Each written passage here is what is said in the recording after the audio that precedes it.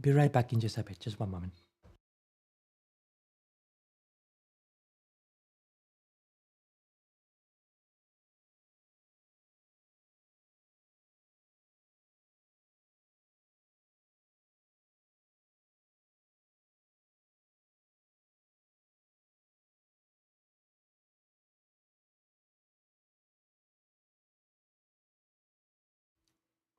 Okay, thank you so much to the person that already gave the stream a like. It really, really means a ton.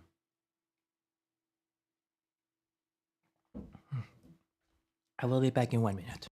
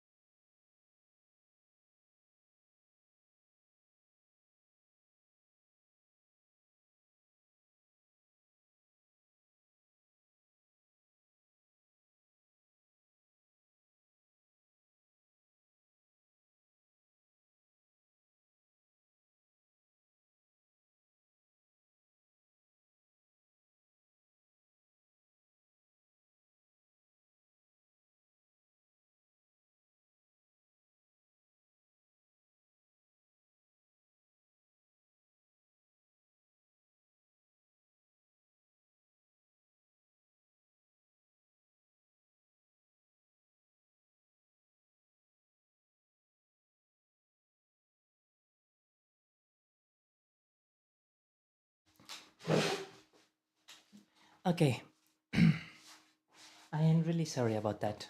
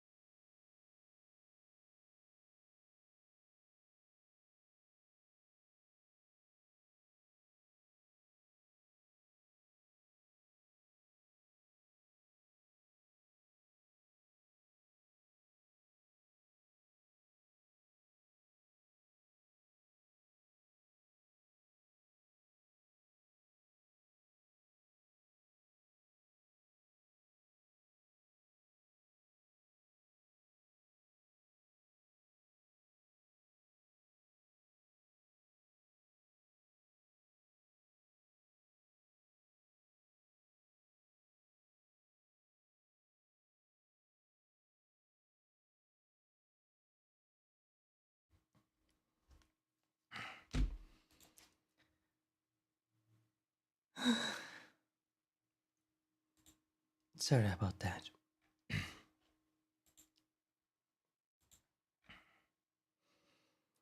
Um.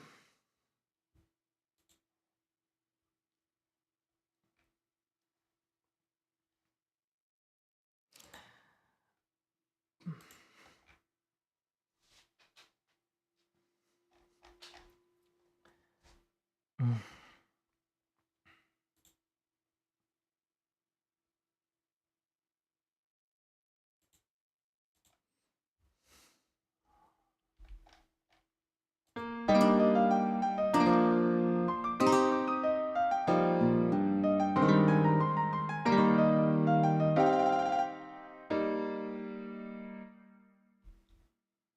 I have an idea here,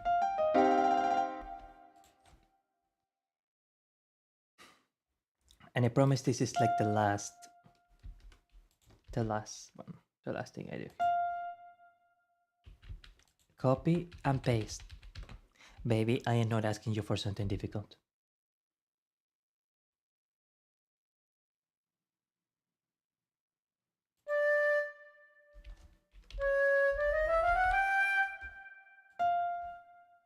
Fa.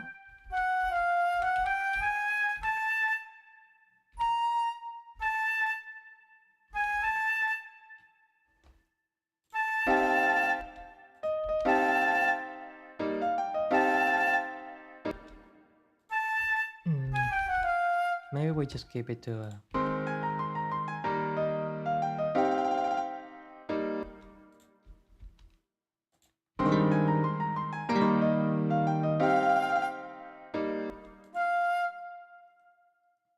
Okay.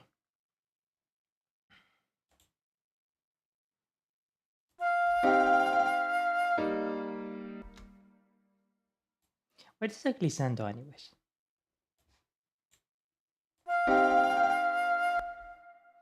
Okay. Anyways, notas de adornos.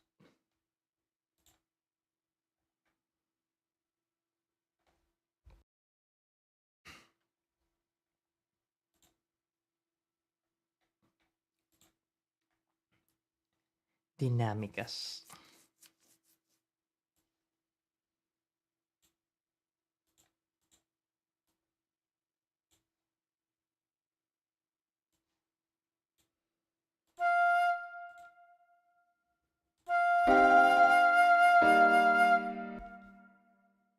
Okay, that sounds okay.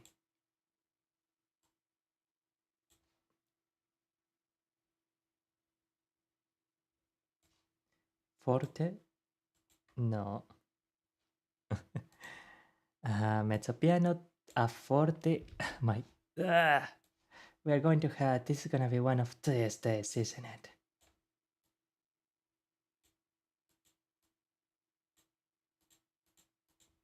No, no, no, no, no, no. Mm-mm.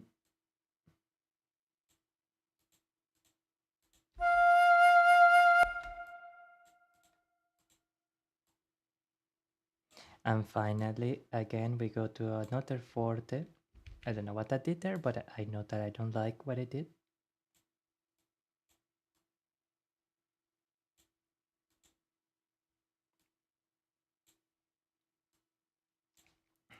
To a piano, piano, pianissimo.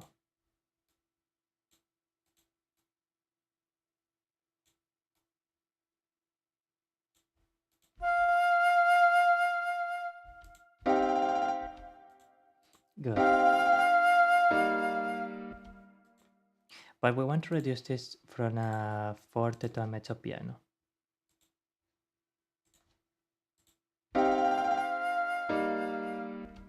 To a piano, actually.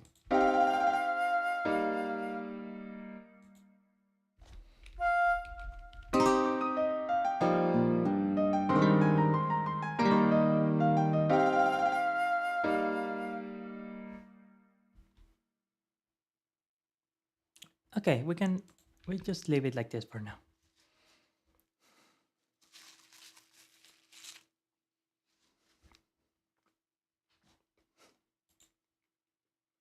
Mm.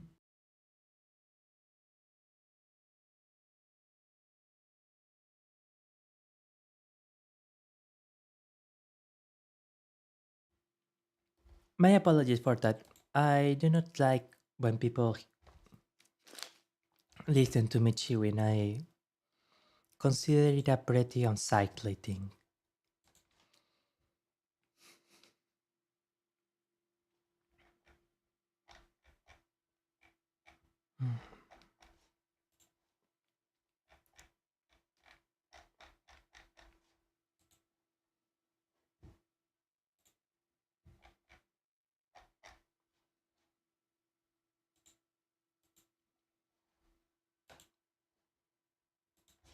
Okay.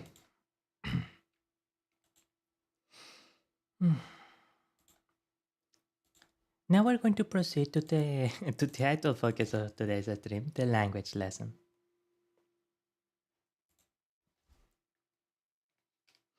Just give me 2 minutes more.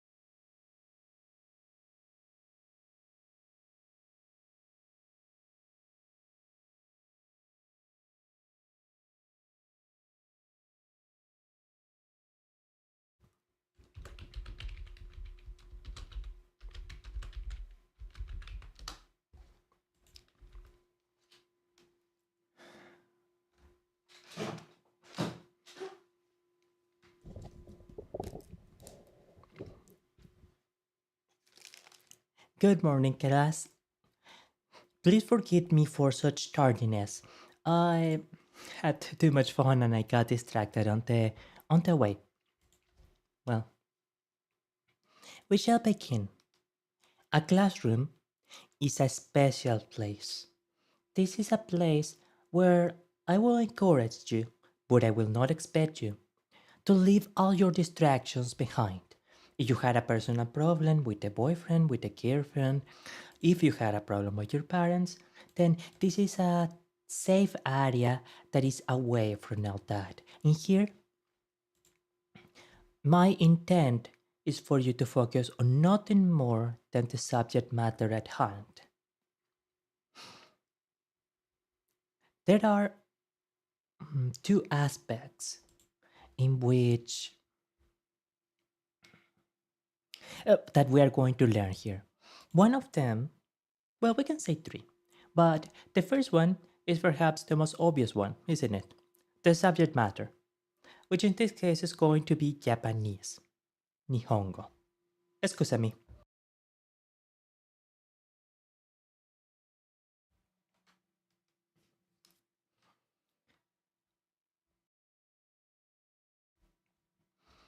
However, there is another thing which I intend for you to absorb throughout these lessons, and that is the beauty and technique through which you will be able to learn different things all throughout your long and beautiful life.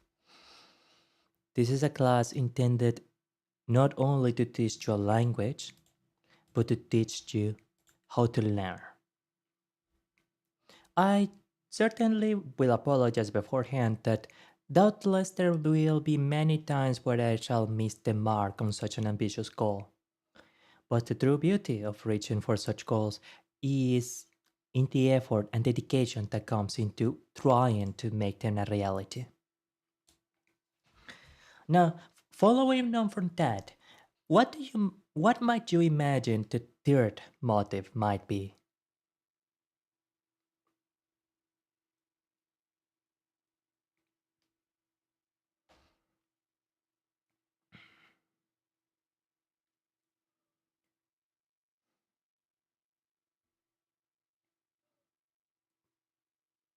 My intent is for you to have a safe place where you can feel comfortable and validated, where you are seen not as what other people might see of you or might treat you as, but as a lovely, unique person who is deserving of care and knowledge and politeness as any other person in the world.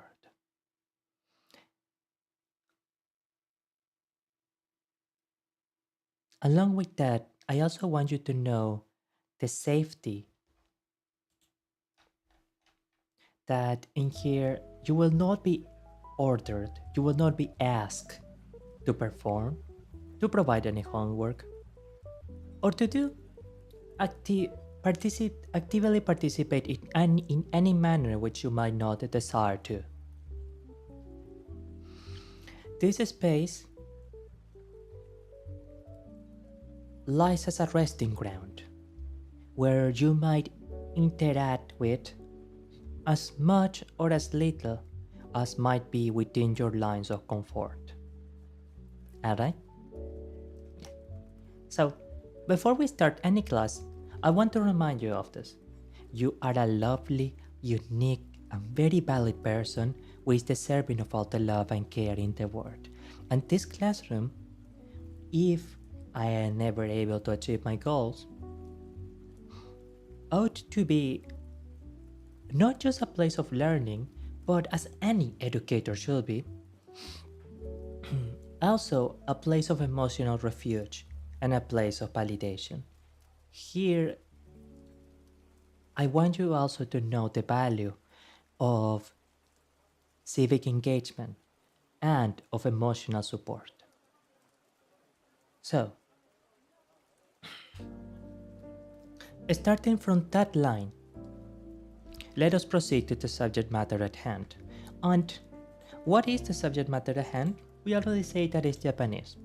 A lovely and amazing language. A beautiful language, truly. But, as is the case with any language, it's a very multi-layered and complex topic. Not necessarily complex, but a topic which holds a considerable amount of subtopics. Correct? Because of course, you don't just speak Japanese, you write Japanese, you read Japanese, you hear, you listen to Japanese. And we have to focus on the grammar, the vocabulary, how certain words will come up in certain contexts. In the particular case of kanji, we also have to, in the particular case of Japanese, we also have to think on the matter of kanji. Certainly lots to study.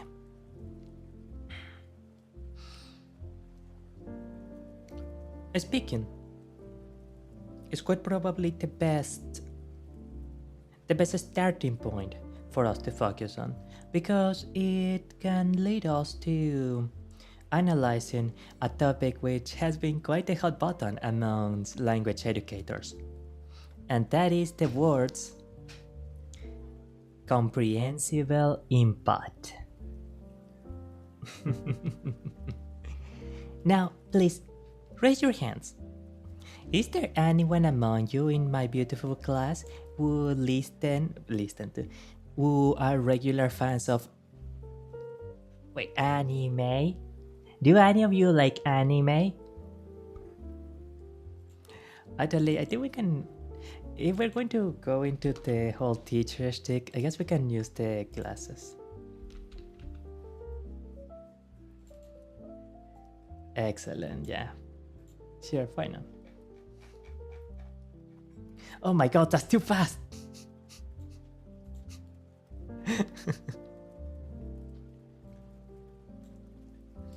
Okay, so does anyone here listen to anime? Anyone here watches anime? Okay, yeah, excellent, excellent, thank you. Oh, I see another raised hand in there. Wonderful.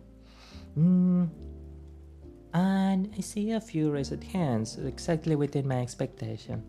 Very well. Now, have any of you watched anime for over 5 years? Yes, a lot of hands are still raised. I'm glad, I'm glad. Now, I might be jumping on a limb here, but I assume that if you are... sorry. If you are in a class to learn Japanese, then it probably stands to reason that you do not know Japanese, that you do not speak Japanese. But that's very curious, isn't it? Because you had heard a lot of Japanese through your years of watching anime. I mean, assuming you are a king who watches stuff and not like a pleb who watches dub or something. Point out loud at the dub watchers. Point out loud at 10. Okay, I do apologize, class. Sometimes I can get a little bit silly. Please forgive your bratty teacher. Okay. Anyway.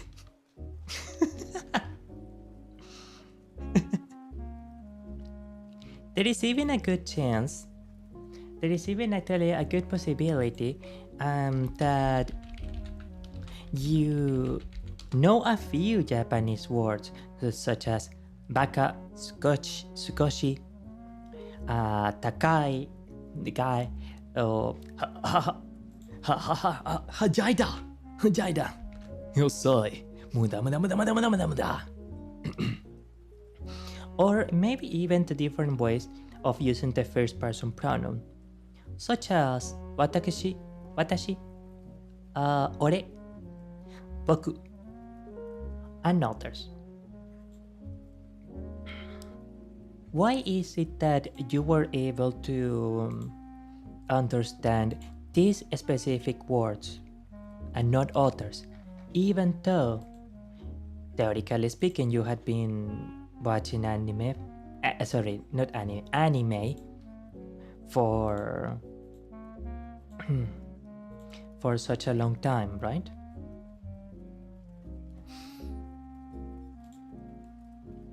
This is where the words comprehensible input come in. So, what is comprehensible input? Comprehensible input means you being acquainted or being introduced to a word of... sorry about that.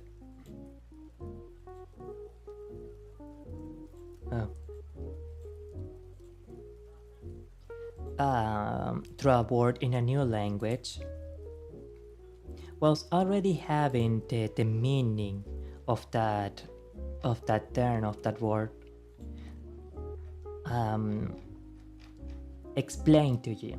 So when you hear the word shita,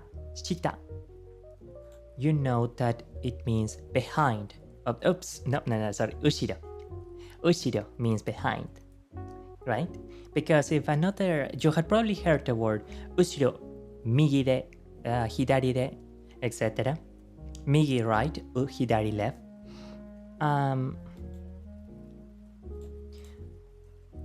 Doubtless,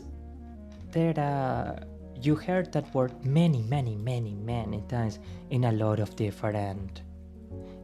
different shows. Sorry. language learning window. But because you never saw that word in its particular context, then it never really meant anything to you, if that makes any sense. It was just a disconnected piece of sound. Well, today we're gonna try and change that, even if only a little bit.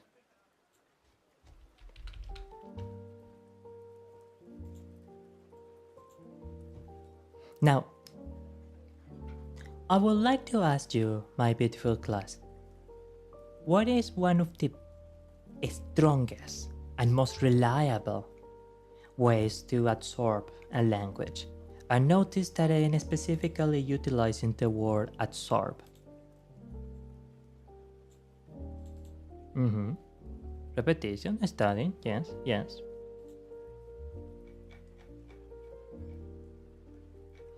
Using with examples, that is very effective, that certainly helps, yes. Speaking with a native, it can help, it can certainly help. Okay, do you wish to know what is the strongest, and even if maybe not the fanciest, most reliable manner of learning a language?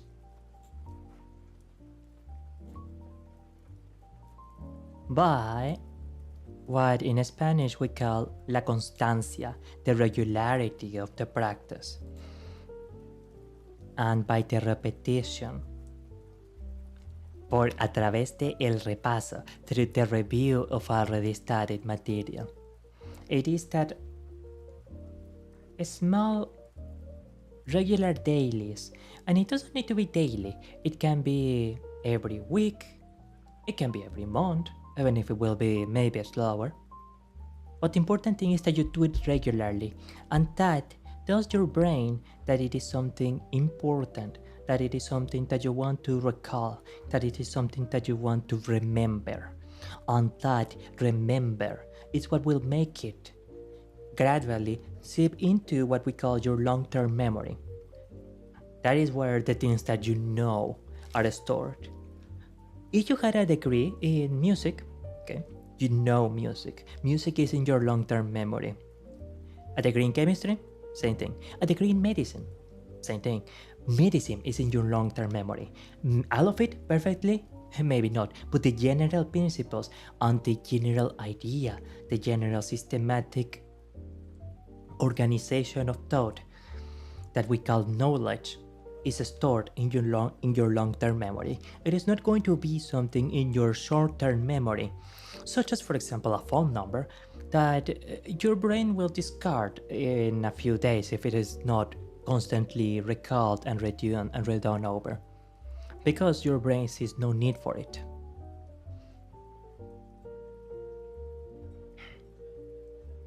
Finally, before proceeding, I would like to remind you that learning a language is very much a marathon, and it is in fact a journey of many, many steps. It is not something that's going to be done quickly, nor in a single day. Are there people who study a new language on the basic level in 3 months? There are, but there is a very specific type of technique that these people utilize, not to mention that they put an incredible amount of tenacity and dedication in their daily time, in their regular hours, to be able to achieve such a formidable goal in such a short time frame. For most people, one moment please.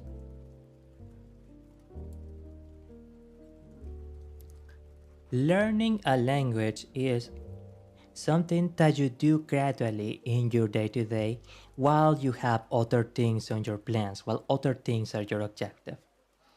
It can be one of your primary objectives, but generally speaking, at least in my belief, studying a language should not be something that you do completely for the sake of, oh dear, by September of this year, I have to speak Japanese to up to a certain level. I tend to be of the personal opinion that only tends to really stress out the student and doesn't always place him in the best route for the most effective language learning. Now, before we actually go into the video, there is a difference between there are study methods that are more effective than others. Let's say, for example, learning methods that engage level 4 or third of the Maslow hierarchy, of Bloom's taxonomy. They're probably quite likely more effective than study practices, types of study that only engage level 1 or 2. But all of them still carry you forward to the goal.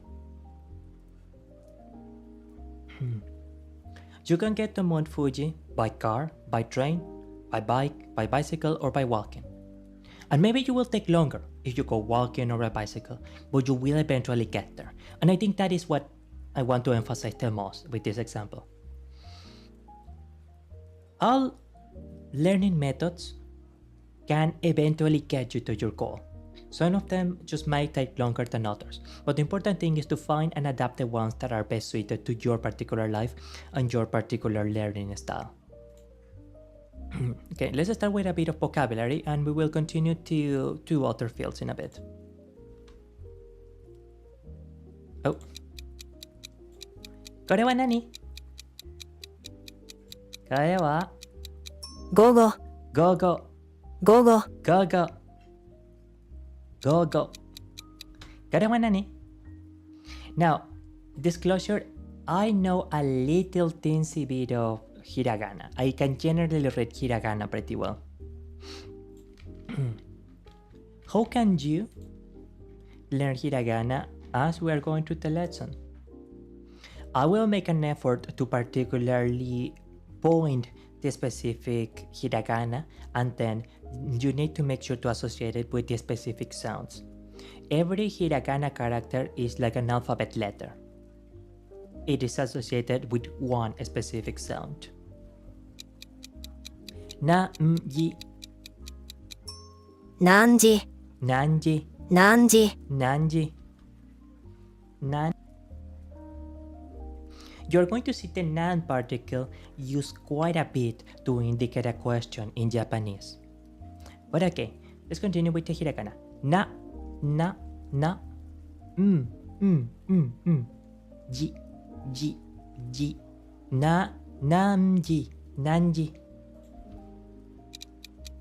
Kuro. Kuro wa nani? 黒 Kuro, 黒 kuro. Ah, それは難しいです。Like, this one is complicated. Dear me. 台所? 台所. 台所? 台所? 台所? 台所は何? 台所.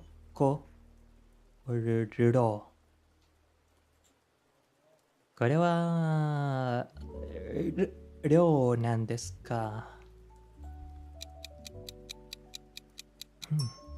台所やったーはいはいはいはいはいはい Yeah yeah yeah yeah yeah 台所台所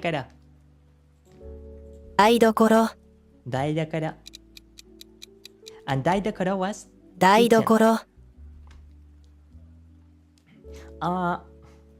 私をで台所です私を台所でDe is a particle in Japanese, if I remember correctly, to indicate place, that someone is in a particular place.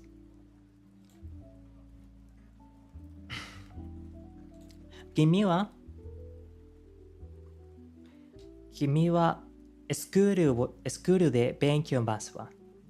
スクールで。You are 君はスクールで学園で学園アカデミー De is the particle for in. Gakuen de in academy studying. 勉強ます。私は台所でcooking ます。Do you want to know a little trick for learning languages? While you are trying to construct sentences, sorry, you can just use a long word from your own language in order to as a placeholder to keep on building the technique, the phrase. 料理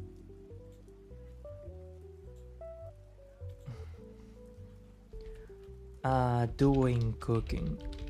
I'm cooking something because it gave me the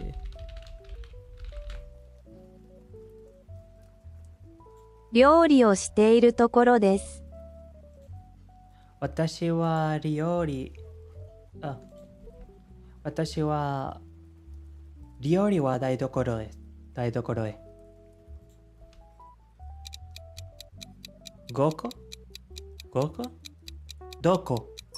どこ？Where？ どこか？君はどこか？みんなはどこか？ Where is everyone really?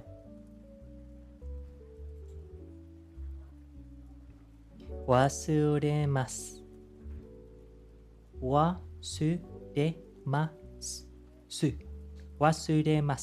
Now, oftentimes the su, when it is at the end of a sentence, of a word, it tends to be silent. 忘れます。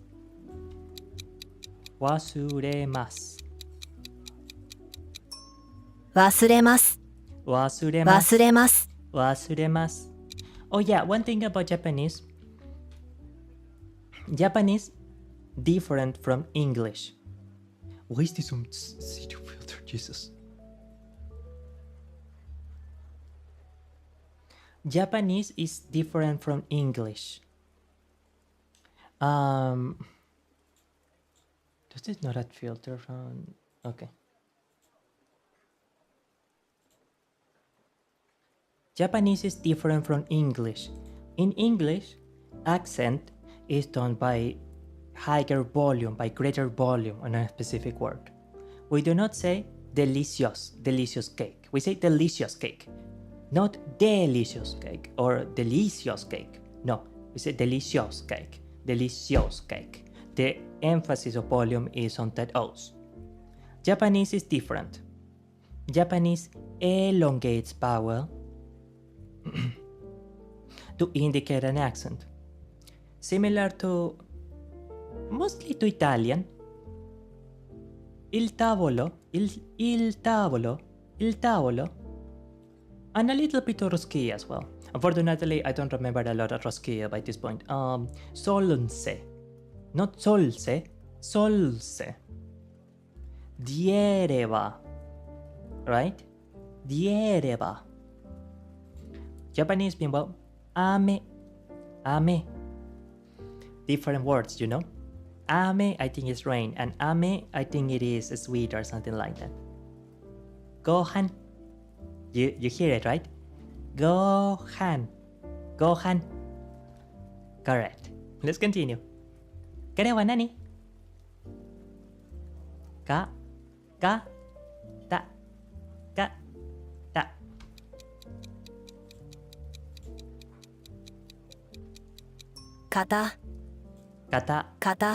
型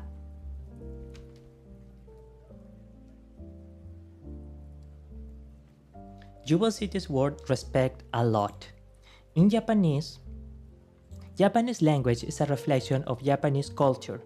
In Japanese culture, having respect, let me emphasize this actually, having respect for others is considered very, very important.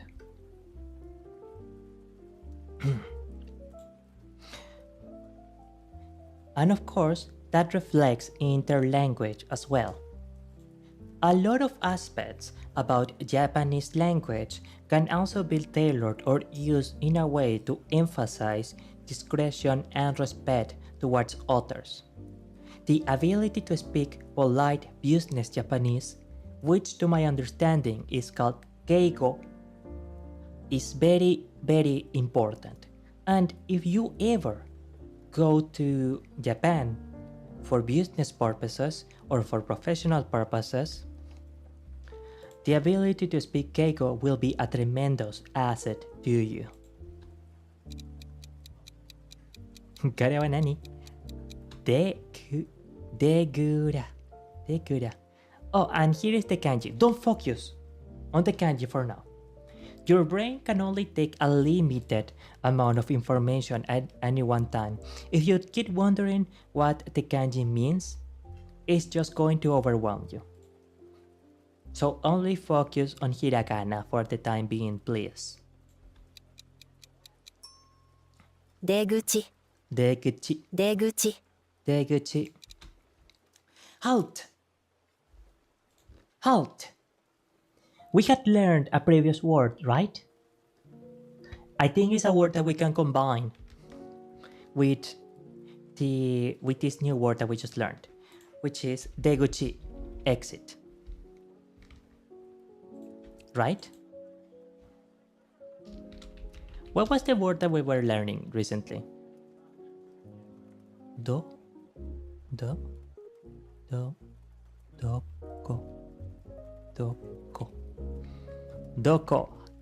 Hi. Doko ka. Doko. Now, if you were to ask, doko ka is a way to ask, where is?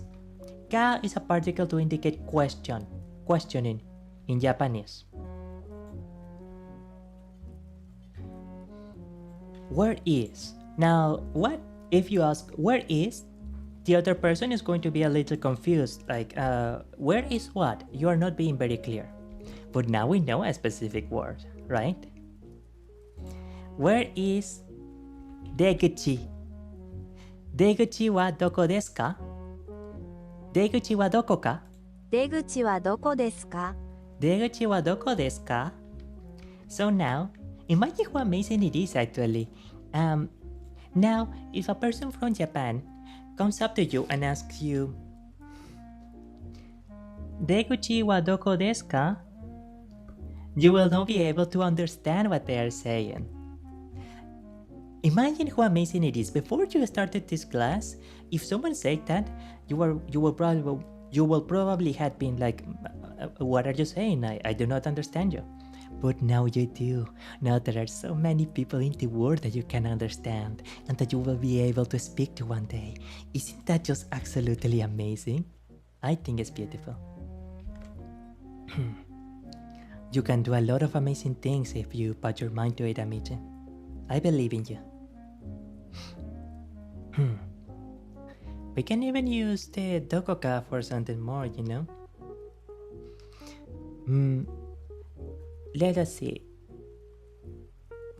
Petra-san, doko desu ka? You know what I'm asking there, right? Where is Petra-san? Miyabi-san, doko desu ka? What else? Let's say I want to ask, where is rice? Where is the rice? I want to eat some rice. Where is rice? Where is the rice? Okome wa doko desu ka? Okay, they don't use gohan. But fine, they use okome wa doko desu ka? Now, I'm going to ask, I want rice. I want, by the way, is hoshi. Gohan ga hoshi. Where is it? Gohan ga tabetai.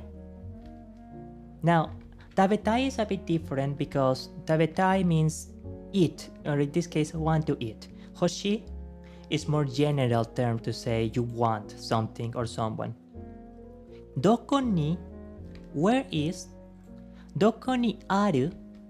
Aru means verb of existence, copulative verb. Aru no? Doko ni aru no? Aru no essentially means like, where is it in this case? Where is aru? The rice.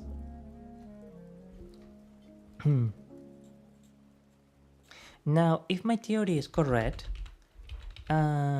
I want a friend.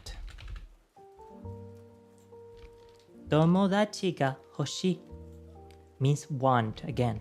Hoshii desu. Tomodachi ga hoshii desu. I want a friend. Hoshii. Hoshii. I want to sing. Uta wo hoshii. Utai desu. Utaitai desu. Okay. So I see that when actually we combine a hoshi, a want, with 歌いたいです。 with a noun, we apparently use this tai conjugation, which is a very interesting thing to know. I want to sing. I want to sing. 歌いたいです。 Utaitai desu. Taitai desu. Utaitai desu. No, it is still. Let's see if I bit. Windows 7 did a straight up the sound. Okay.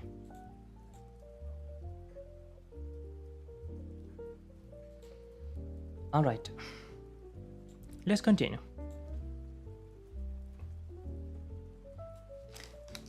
Actually, before continuing, you see that a little thing that I was doing right there. Did you not? We were applying the knowledge, the words that we just learned, to use them in a different context outside of what we saw in the lesson. That is to say, we entered level 3 of Bloom's taxonomy. What is Bloom's taxonomy? Bloom's taxonomy is technically more of a method of analyzing the depth of knowledge or mastery that someone has over a particular topic. But we can also utilize Bloom's taxonomy. We can also use Bloom's taxonomy as a guide or method for deeper learning. Now just give me 1 minute. Also, shout out to Professor Bloom, the best Doom player around, the best retro player around. Yeah. I don't know, man. I'm just sometimes I'm too ADHD. Though I always love the Doom with Bloom Wednesdays. Like, it genuinely is one of the comfiest moments in Vtuber for me. I really, really appreciate it. As you might tell, I'm a big fan of Professor Bloom. Okay. Anyways, most people, they stick on level 1 and level 2. Remember, it's simply repetition. So, if I say Deguchi dokoka, and you simply repeat Deguchi dokoka, it maybe is sticking in your head a little bit, but you're not thinking consciously about it. You're not very involved with it. It is simply something that you are just like doing, going through the motions and not paying much attention to. Not very effective. It can help if it's accompanied with other things, but it is not very effective. And especially so if you are simply repeating what the anime characters are saying, if you're watching an anime movie, etc., but without really understanding what exactly they are referring to or why they are saying it, then it's the same thing as if you were trying to imitate bird noises or something. You had no context nor understanding about the actual sounds that you are utilizing.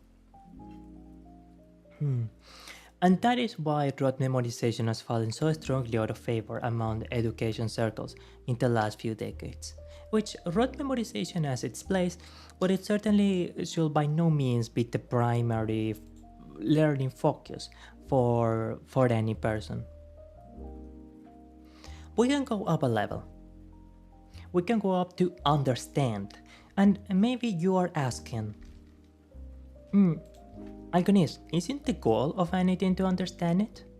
It is, but on the second level, understanding is more of a superficial sense. It simply is, for example, knowing that at 100 degrees, water boils. And maybe even knowing that water boils at that temperature because the atoms that compose the liquid are so shaken up and so imbued with so much energy that they cause the boiling reaction. But you do not understand in depth why that is the case. You simply understand that such a thing happens and how to make it happen, even on some level. So, I guess that the key that I will say for understanding on the second level is that you understand something, but you do so superficially. Is for perhaps the my apologies, the best way of putting it. Now, my favorite way of practicing and learning, my favorite two ways, but my favorite primary manner is apply.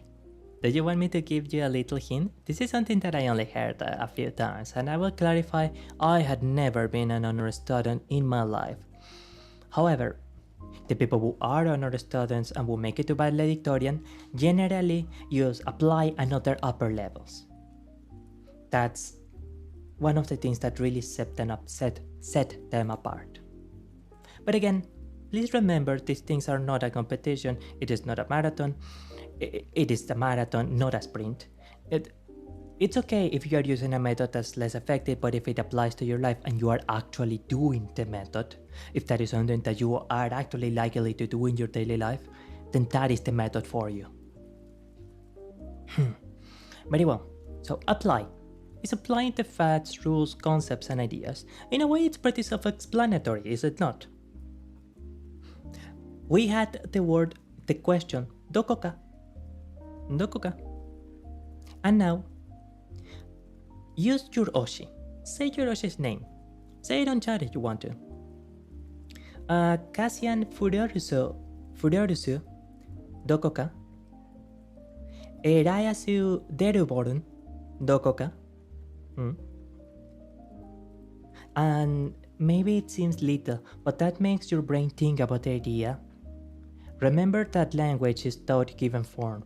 That is to say, it gets your brain thinking about the idea of, oh, okay, in this case, Cassian Floros or Elias Delborn, and your brain is asking, where are they? And how do I want to communicate that puzzlement, in this case, to the Japanese language?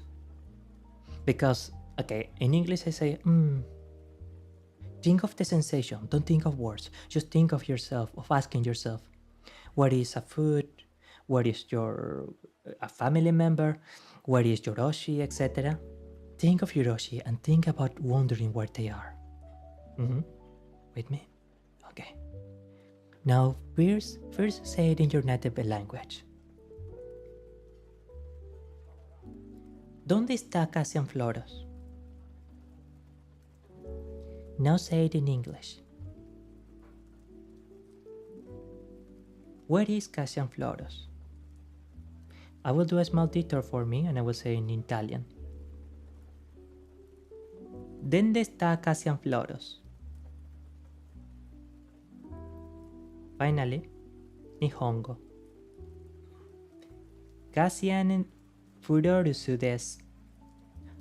Cassian Fururusu doko desu ka? The key that I want you to maintain is that even if the words change, the feeling in your mind was likely the same. You just worded it differently in a way that each language could understand, but the feeling of you wondering where this person was is the same. You are simply taking what's inside your mind and giving different names, words, and sounds to them. At its very core, that is what a language is. And I would like you to keep that in mind. Perhaps you might even further strap it abstracted into realizing that all of learning fundamentally goes through a similar process. You are simply taking what is inside your spirit and your head and putting it into a specific code so that it can become something actionable.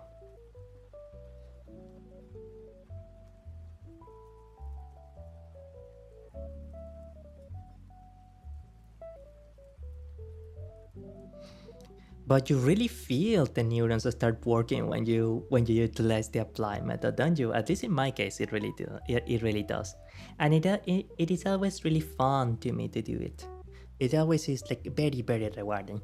As you might probably notice, it is my favorite level in Bloom's taxonomy. Let's go upper. To analyze. You can see analyze into as a evolve or a superior version of understand. Here, you understand much more in depth the topic or the knowledge, and in fact, you are understanding it to such a level, sorry, that you can not only divide that bit of knowledge into its specific parts, but you can tell how it works within the wider spectrum or the wider system of knowledge or ability. In this case, how a particular grammar structure fits into the wider grammar rules of Nihongo. For example, when I ask it, oh, doko ka? Ka is asking particle, questioning particle, because we see it happen a lot, right? Doko ka? Where is it? Desu ka? What is it? Dare ka? Who is it? Right? Good. Ka. And do you remember the 21st of September? Love was chasing around us like pretenders. Alright. When I said Hoshi, and then I noticed that Hoshi means want, but applied to a noun or to a verb, Hoshi plus verb resulted in tai conjugation. Tabetai. From taberu, to eat, plus Hoshi. Tabetai. I want to eat. Utao, utaeru, to sing, plus Hoshi. Utaetai. There is another thing that we can deduct from Japanese through these examples. No, sorry, not deduct, induce from these examples in Japanese. Japanese is a very modular language. It can gather separate words and get them together into a single word. I think this also happens in English quite a bit, but in Spanish, which is, at least in my case, my native language, English is the Lego language, while Spanish is the one that actually like meshes words together. But it kind of meshes words together in a way that feels a little different from Japanese. It's hard for me to describe.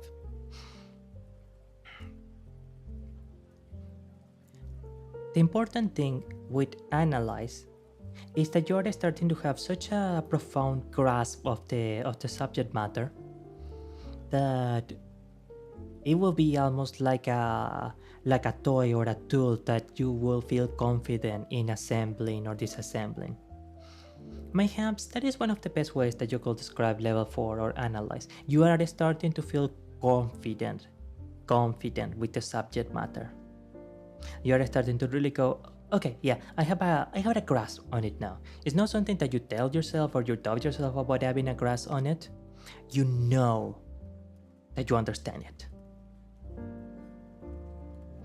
But really, that sense of confidence might perhaps apply even better to the fifth step, which is evaluate. And now, as a disclaimer, sorry, Sorry, I got a bit distracted.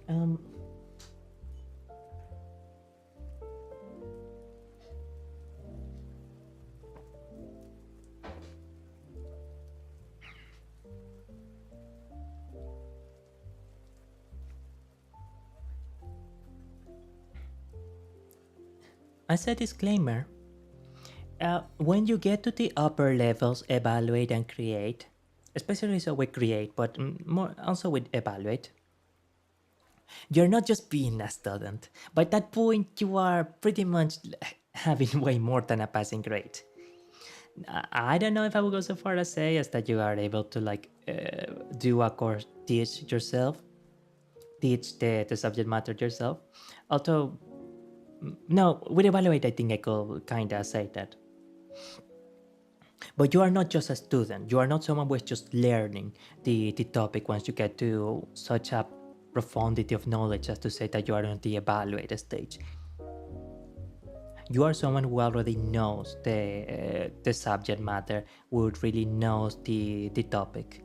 You actually have such an in-depth grasp on it actually that you are able to judge the value of informations or ideas. In the case of language, that will apply to you intuitively knowing when someone is, for example, speaking incorrectly, or when someone is utilizing mayhaps a little strange figure of speech.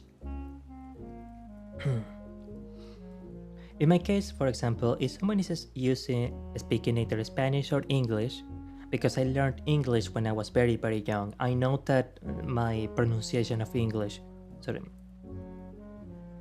I understand that my pronunciation of English during streams is rather on the questionable end, but I hope that you understand such a thing is partly the result of personal anxiety and me having to pass the ideas through multiple filters before actually saying them.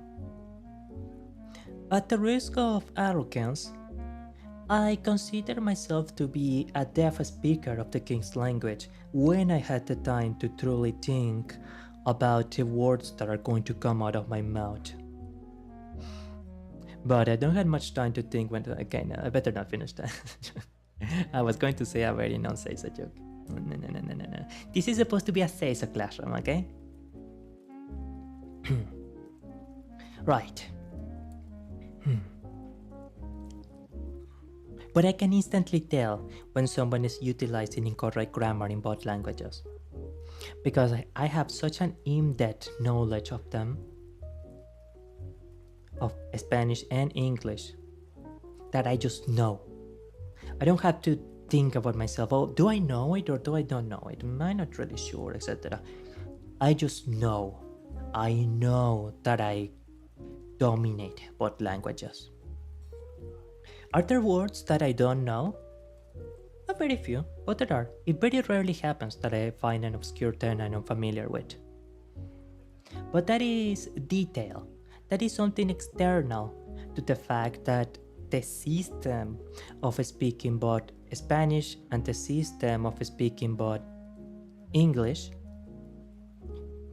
is something that I have such a profound grasp on that there is not a single bit of thought in my mind that I could go to either of the countries that speak these languages and handle myself perfectly.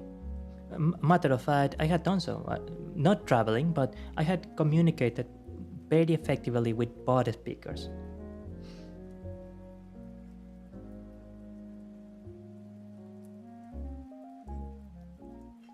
Sorry about that.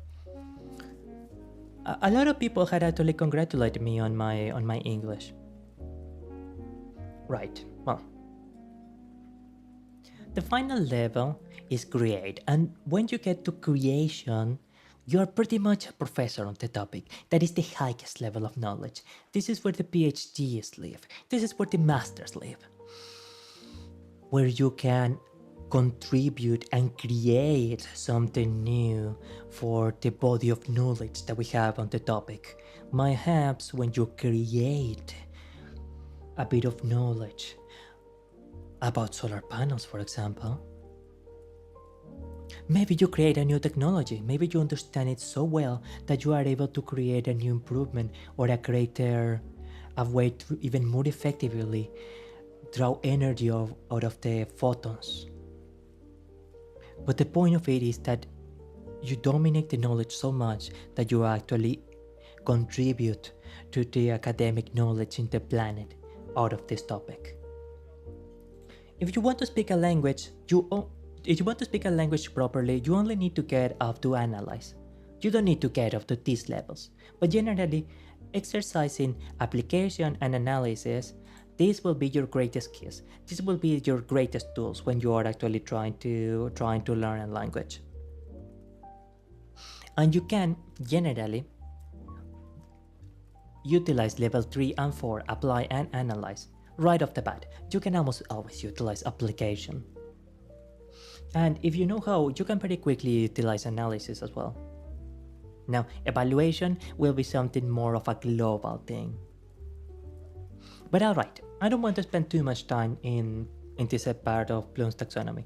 So, I guess those are just the general ideas that I would like to share. I will take off my glasses for, hey, no. I was not sleeping on the job. No. I was not sleeping. You were sleeping. I was not.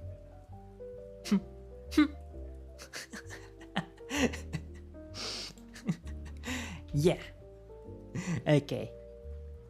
I'm gonna leave my glasses here a bit. I'm gonna leave them under my banana bag. Desiccated fruits can be so delicious, by the way. Okay. Let us continue.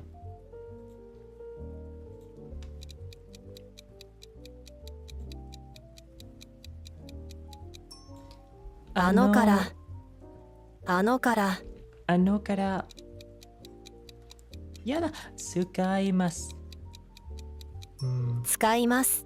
使います。使います。使います。Now, application analysis, right? I assume that if I write to the translator something like use the horse, which is uma, sukao, use the car, kuruma, sukao. Okay, kuruma or sukao. Use the shoe because kutsu or sukao. So we can see that sukao is like what hoshi, verb utai is to hoshi. Sukaimasu is the abstract way. Just like hoshi is the abstract way of saying want. Sukaimasu is the abstract way of saying use. But if you want to conjugate it with a specific thing, kutsu o non wo sukao. 靴を使う。Kutsu o sukao. Use the shovel. Shaberu o sukao. Now, want the shoe. Kutsu ga hoshii. I mean, 靴が欲しい。that is want shoe. Oh, right. But if I say want to sing, utaitai. Tai, itai conjugation is for verbs. Want to run. Hashiritai. Oh, while for sukaimasu it applies to nouns, while hoshi and tai applies to verbs. Okay, excellent, very good.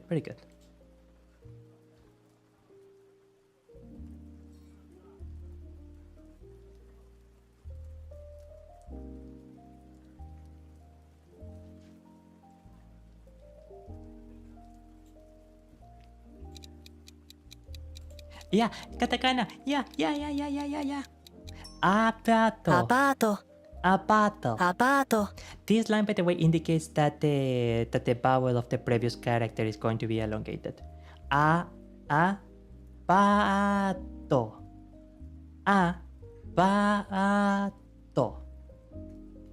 Apartment.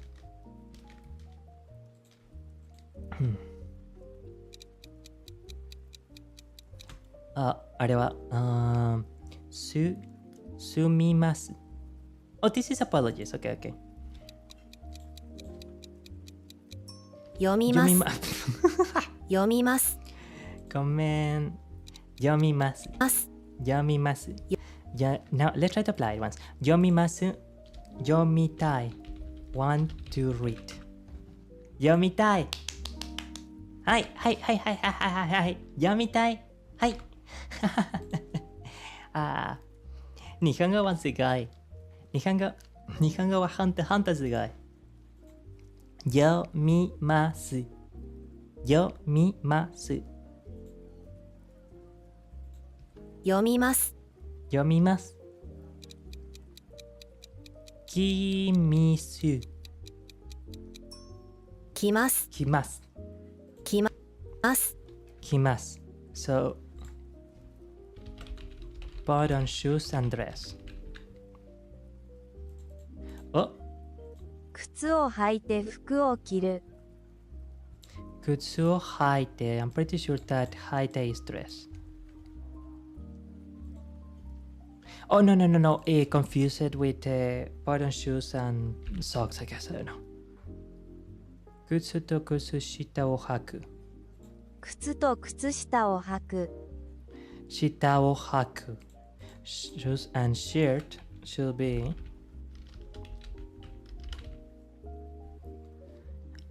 靴をシャツを着る。No, no, no. 靴とシャツを着る。つける。着ます。Oh, 着ます also has the conjugation of wearing. So, wear a pretty dress. きれいなドレスを着て。Yeah, you could see 着て as a conjugation of 着ます。Now, let's see if we just had to wear in abstract. 着る。put on. つける。Well, sometimes things like this happen. う、う、ブーン。ブーン。多分、多分。多分、多分。多分。Yeah, again. 多分。多多分。分、分、多分。多分、多多分。分、多分。から傘。傘。傘。傘を欲しいください。I want an umbrella, please. 傘をください。Okay, you're not saying it. 傘が欲しいです。傘が欲しいです。I want an umbrella. I want 欲しいです。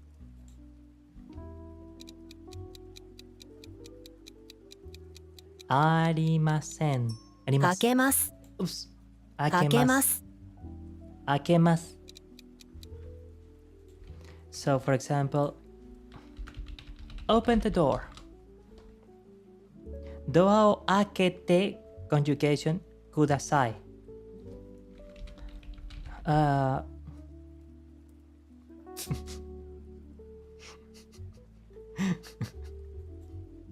Sorry, I just got a little distracted there. My apologies. ケーキ。ドアを開けてください。多分、ごめん。上のドアを、家のドアを開けてください。Open the door of the home, please, of the house.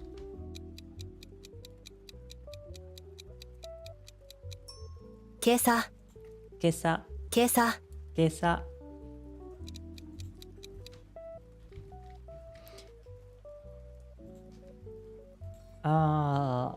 Nanji, which time? Today's lesson. Kyowa no lesson wa doko ka? Nanji ka? Kesa wa? Kesa. Kesa. Aki do han. 朝ごはん Oops. 朝ごはん Asagohan. 朝ごはん Asagohan. Asago- You see how asa has the same conjugation of kesa, right? Like it's only like a little different consonant, but it feels the same thing. 朝ごはん Asagohan. As- That is to say, the rise of the morning. And what would you call the food that you eat on the morning? Why, you call it the breakfast, of course. So that's why. In Japan, of course, they had a lot of rice plantations for a very long time, so it's natural for them to associate the word gohan, rice, with food in general. 朝ごはん Asagohan. 朝ごはん Asagohan. 朝ごはん What did you eat for asagohan, Lamichi? 今日は何が朝ごはん食べかな、アミチ？何か私、ティー。tea. What do you say, tea?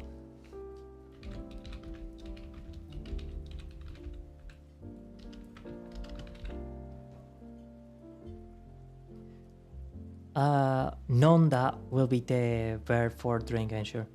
朝食に紅茶。私は紅茶、飲んだか。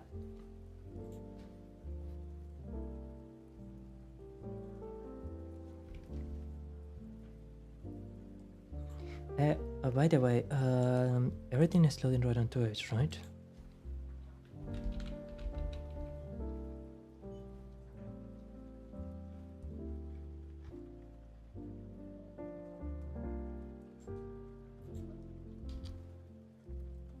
Sorry, I just need to make sure that everything is working right on Twitch.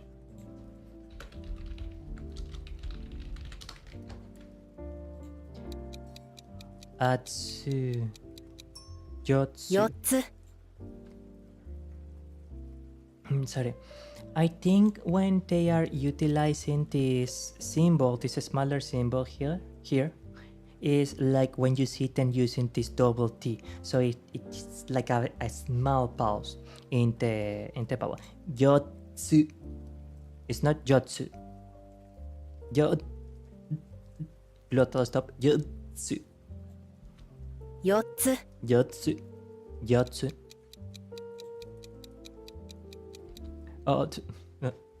Nanika. Now, here we're starting to see why maybe some people ask themselves, I mean, why don't Japanese people just write everything in hiragana to make things less confusing? This is why. If you write everything in hiragana, it's going to be really long. Writing things in kanji just simplifies things. And if people are often wondering, I mean, okay, but doesn't kanji have like 20 meanings for every character or something like that? Sorry about that. Generally speaking, most kanjis have like 1 to 3 really popular meanings, and the vast majority of people in Japan utilize the kanji for those specific meanings. For example, mieru kanji. I'm going to look for the mieru kanji. The kanji for mieru is almost... Oh, sorry. I kanji is here. Mewa. And kanji... what is my... I'm just gonna place it on YouTube and it will show on the...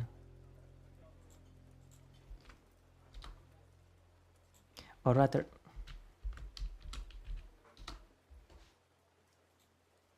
Whereas the Mieru kanji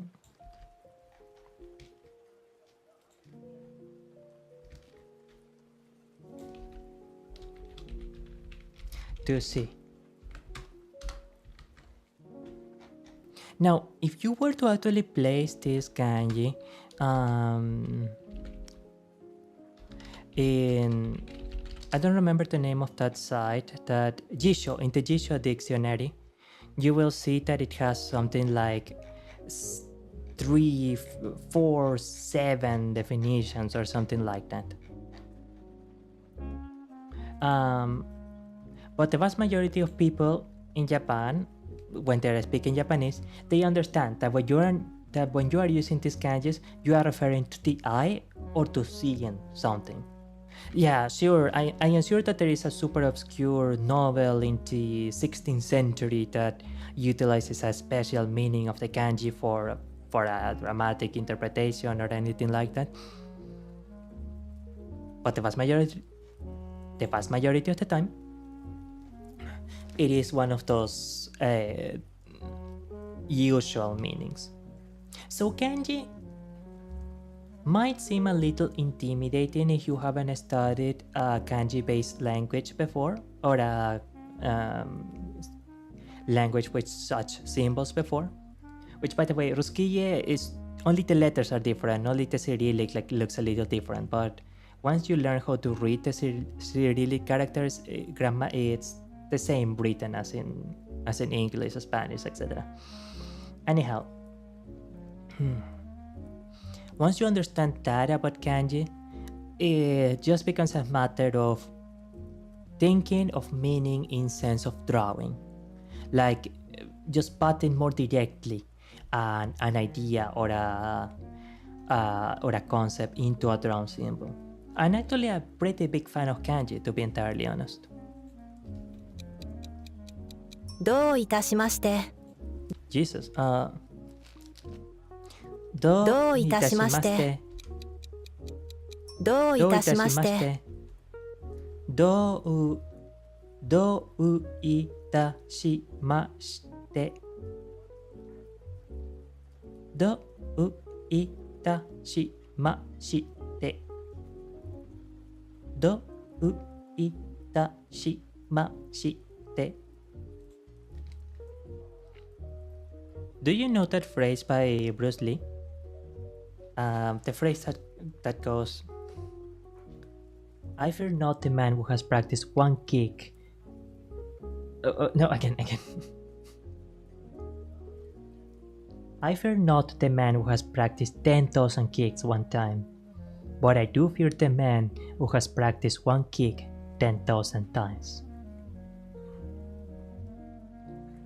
The reason why I am reading this in such a slow manner, どういたしまして, is in order to truly ensure that my foundation of knowledge is solid. To make sure that if I am speaking and trying to understand it right, that I truly understand it. Could I blaze through this whole lesson and do it super fast? Sure, I can. Let's do it actually. Let's go and do it. And you're going to see how much we don't understand if we go at that phase, at that rate. 朝ごはん。 Let's actually go a little bit further. 今朝。 Kesa. 今朝。 Kesa. Age go. 朝ごはん。 朝ごはん。朝ごはん。朝ごはん。4つ。4つ。 4 4つ。 つ。 4つ。 4つ。どういたしまして。どういたしまして。どういたしまして。どういたしまして。5つ。5つ。 5つ。 5つ。 5つ。 5つ。See what are the same shape? もん。もん。もん。もん。もん。もん。あ、助けて。遊びます。遊びます。遊びます。奥さん。奥さん。奥さん。奥さん。奥さんもすごいわけ。奥さん。夜。夜。私は夜大好き。夜は大好き。金曜日。金曜日。金曜日。助けて。はじめまして。はじめまして。はじめまして。じゃあ。じゃあ。じゃあ。じゃあ。じゃあ。黒い。黒い Kudai. 黒い Kudai. Minen. Mainen. Mainen. Mainen. Mainen. Mainen. Mono. Mono. Mono. Mono. Mono. 上手に上手に。上手に上手に。どうして。どうしてどうして。どうしてどうして。出かけます出かけます。出かけます。出かけます。You get the idea, right? Sure, we certainly went through this very, very fast. But let me ask you. I guess I can ask it like this. Would you feel comfortable going up to the third floor of a house where you know the constructors rush in the job?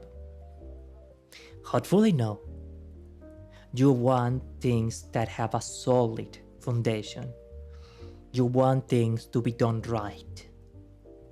And if something can be done right and also be done fast, that's amazing. That's great, man. That's beautiful.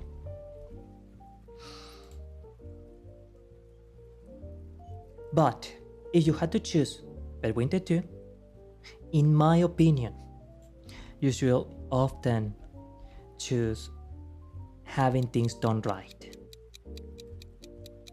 Now, speed will come with time as you become more ど comfortable ういたしまして with the ability, and as you master it more and more, then you will gradually get faster. But it should be from a place of mastery and not from a place of wanting to rush things.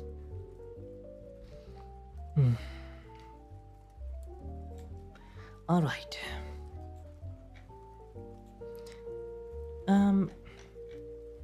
Please remember, you do not need to ask me for permission to use the bathroom.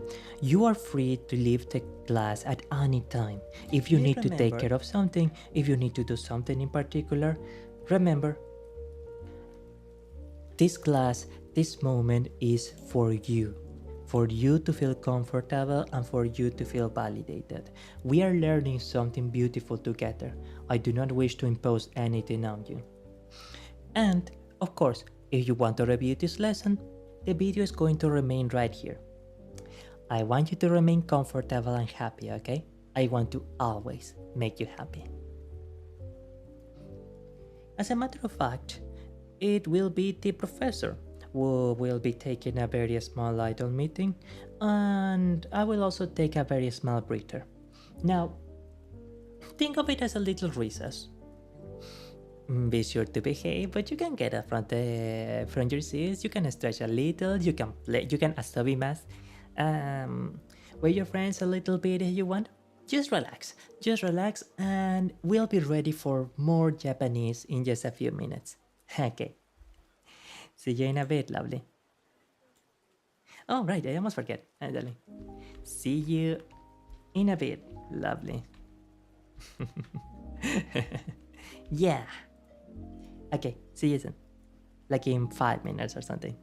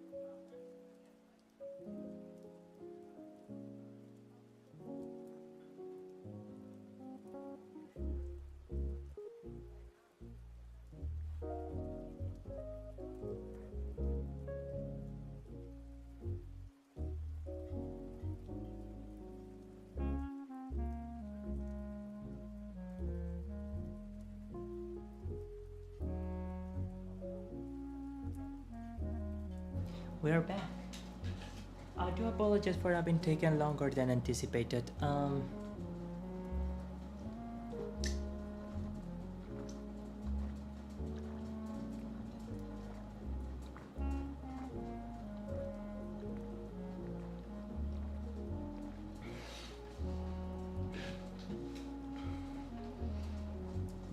Sorry, just one minute.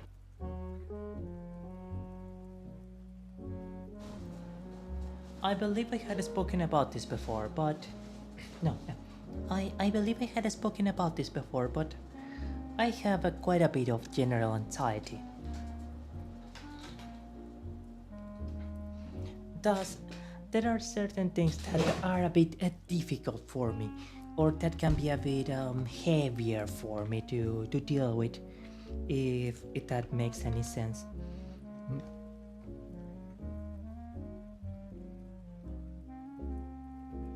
Sorry about that. What is sources? General text, we can shut this off, okay.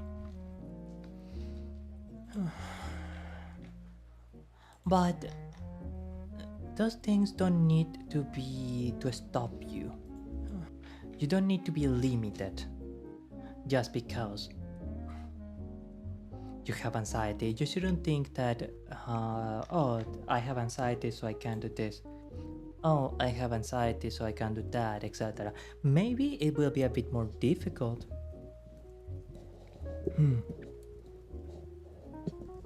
But it ought not be impossible. At least, not in my opinion. I don't believe.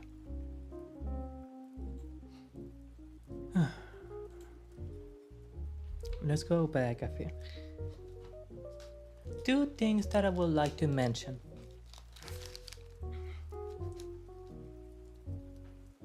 This is the first time maybe that you're seeing this video or practicing these words, but it should not be the last. I myself, when I am learning Italian, I review and redo the same lesson dozens, more than a couple dozens of times. Not at the same time, of course. Like, I redo the lesson a week later, then again a week later, then again every so often. And even if I am not paying much attention to the subject matter, because I listen to these videos while I am working, while I am cleaning the house, etc., it still helps to make it stick. È una grande aiuta. La costanza è aureo.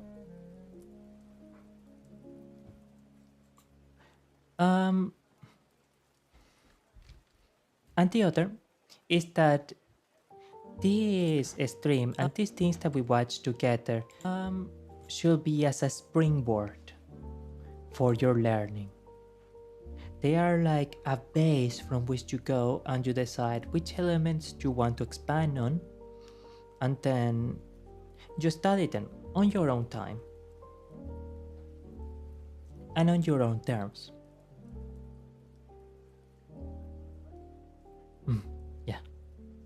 Yeah, okay. Sorry, I'm just thinking like, man, I really do have so much anxiety. Just 3 years ago, doing something like this seemed unthinkable, impossible. And yet here we are. I wonder how many things had to change without me realizing it. How many steps forward I had to take, even if at the time I didn't realize I was taking those steps forward for me to get to this point. I don't know, it's an interesting thing to think about. And finally, I do apologize that I didn't realize I wasn't using a very typical Akanese character voice. It's just that I hope you understand, this isn't exactly the kind of voice with which you will command a classroom. You need to have a more commanding tone, class, or not necessarily commanding, but a tone that inspires more attention, so to say. But I will try to speak more in the typical Japanese voice. At least I will make an effort. 4つ Yatsu, 4つ Yatsu. Can you say another thing? どういたしまして。どういたしましてどういたしどういまして。たしましてどういたしまして。5つ。5つ、 5つ。5つ、 5つ。You notice how the accent was in the first I, right? 5つ。Mon. It looks like a gate, right? The gate of a temple. 門、 Mon. 門、 Mon.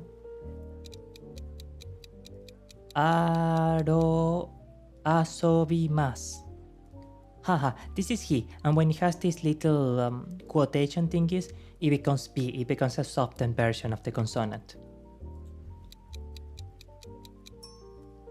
遊びます。遊びます。私は食べたい。いや、私は遊びたい。I want to play. 紅茶を飲んだ。朝食。Let's try it. 朝食に紅茶を飲んだ。朝食。遊びたい。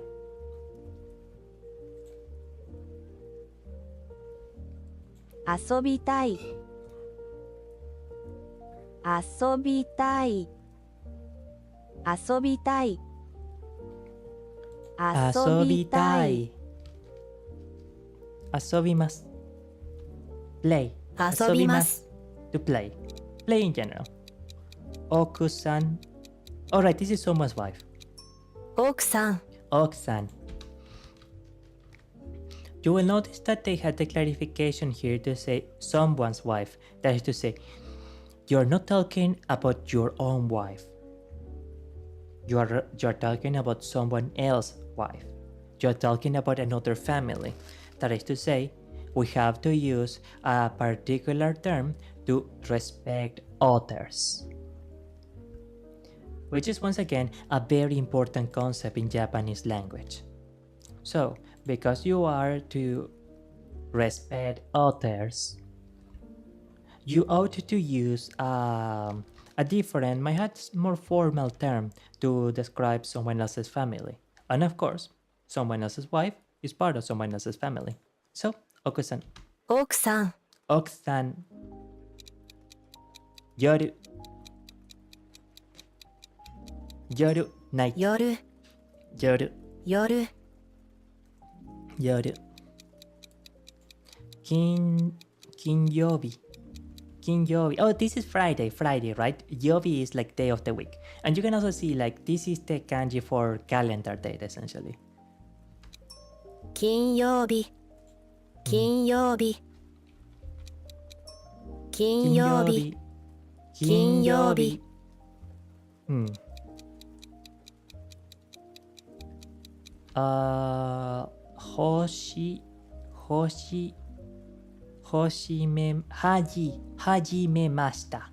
はじめました。Wait, I had an idea. はじめまして。はじめまして。 No. はじめまして。はじめまして。はじめまして。Yeah. じゃあ、 Yeah. じゃあ、 Yeah. 黒い。黒い、黒い、暗い。アイレン。毎年。あ、アイじゃないよ。毎年。毎年。毎年。It is March, May, 毎年。毎年。毎年。毎年。毎年。毎年。You also notice how the vowels in Japanese are different, right? You don't say 毎年. No, 毎年. Again. 毎年。毎年。毎年。毎年。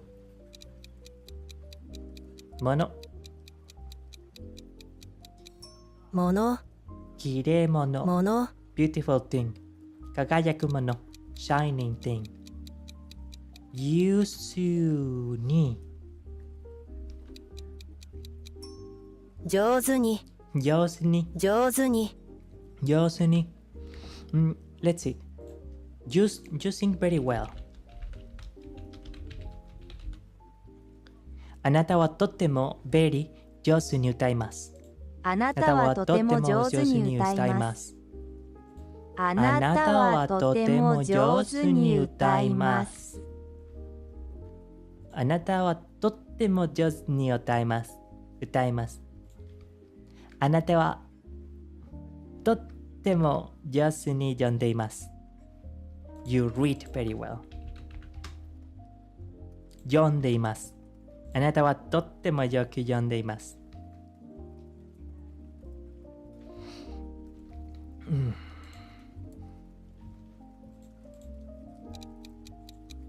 どうして ?What should we do? どうしてどうして Oh, it's why. Okay, sorry.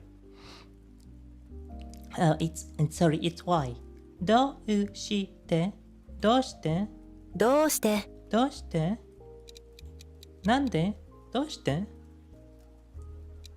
出かけます。出かけます。出かけます。出かけます。出かけます。And touch some grass, okay? 写真。写真。写真。写真。写真。I don't have many 写真 of me, by the way. I never had, my pilot never had a lot of 写真, pictures, photos taken of him. And actually, I'm not sure there are more than 20 pictures of my pilot in his entire life. Right? More or less. Ooh.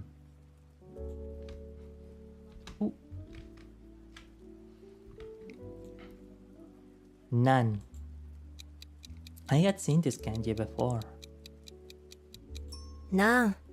What? Nan. Oh, nanda. What is it? Da, because da is like a particle. Nanda. Soko. Over there. There. そこ。 Soko. そこ。 Soko. Soko. Let's see if I on the asobimasu or asagohan is breakfast. Umbrella. Tabun. Thinking. Yomimasu. Read. Apato. Apartment. Akemasu. Akete. Open the door. Open is. Akete is imperative. Dota shimashite. Mainen every year. Okay, we're doing some repetition. You see, repetition can have its place in learning. Denwa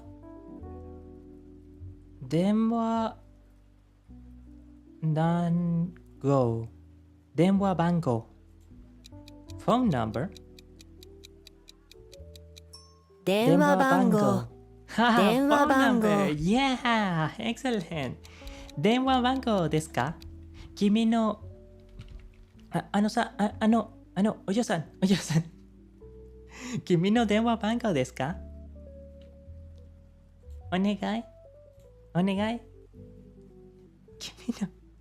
君の電話番号お願い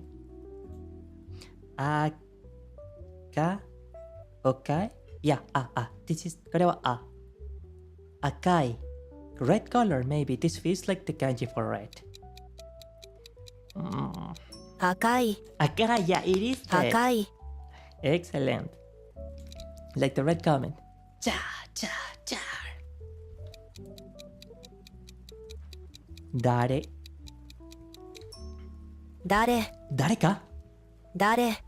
誰か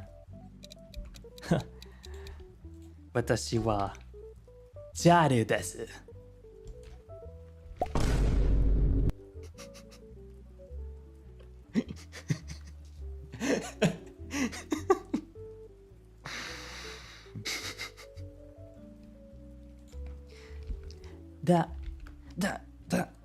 誰か私は赤いコメトジャルです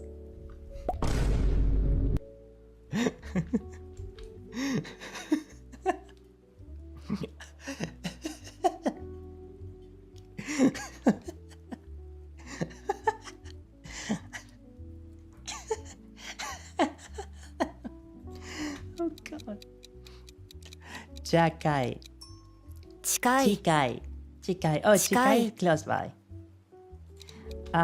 店は近い。Michi wa watashi no chikai desu. There is water near me. In fact, I'm going to drink a bit of the water that is chikai ni. I think it's a bit good.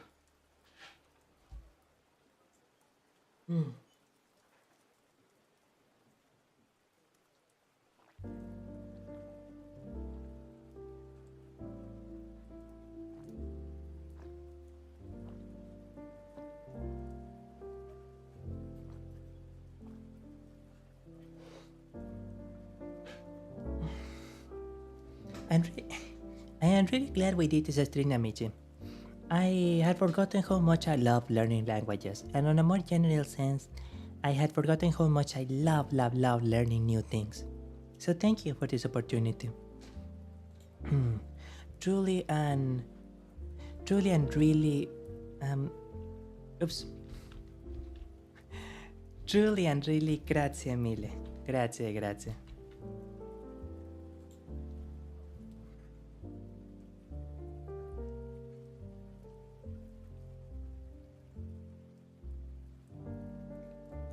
Soko wo nai.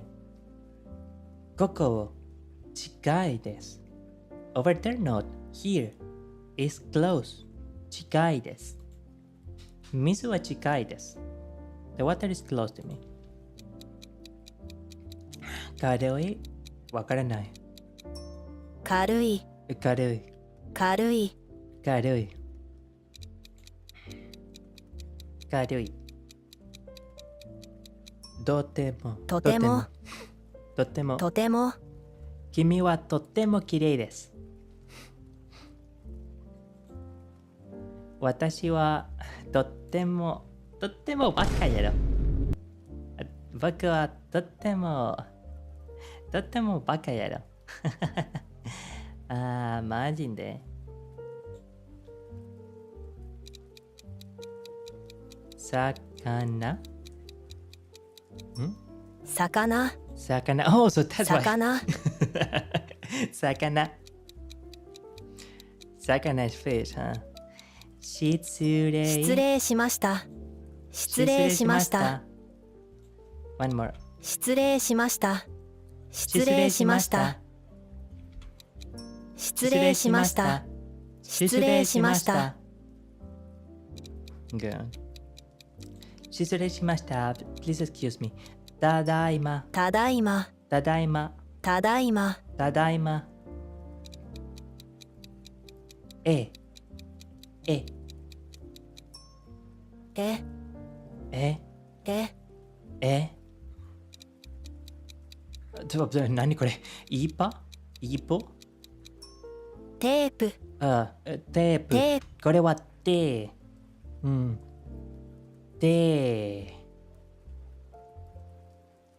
テーなはテー extension and then pu. It's pu plus it because it has this maru circle. テープテープ長い long 長い long 長い I'm sorry 長い長い長い We are going a little bit too fast, but I guess technically these are 100 words, so we are practicing at the very least.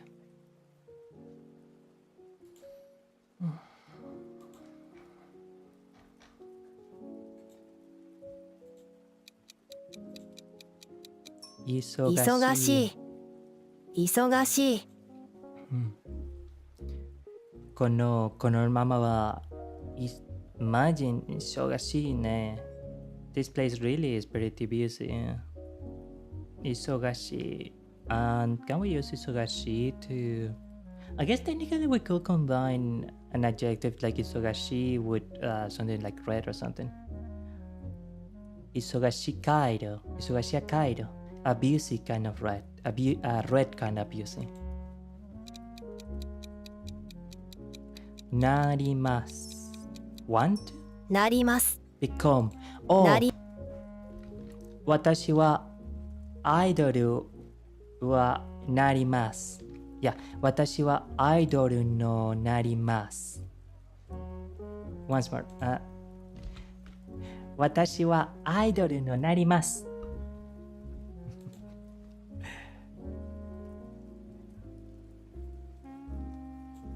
again. 私はアイドルになります。いや、no, なります。なりまいたい。right? なりまいたい。私はアイドルのなりますがし、私はアイドルのなりまいたい。I am pretty sure that will translate to become an idol. アイドルになりたい。Okay, fine. 私はアイドルになりたい。once more. 私はアイドルになりたい。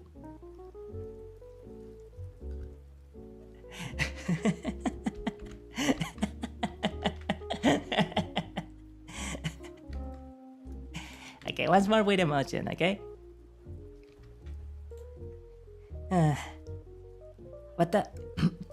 私は what the fuck? Classic. せやで。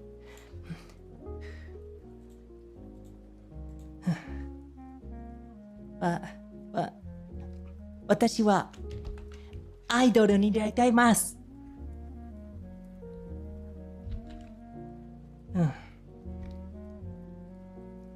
アイドルになりたい。OK。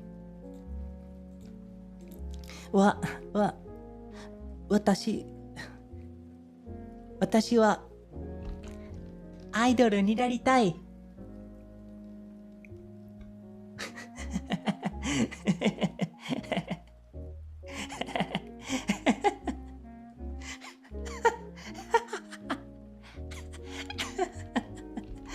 Oh, God. Okay, just once more with emotion. Last one. I promise. 私はアイドルになりたい。Okay. Is there something that you want to become, Amici? Is there something in particular you wish to become? なんでか。大人になりたい。大人になります。プロフェッショナルになりたい。プロフェッショナル、私はなります。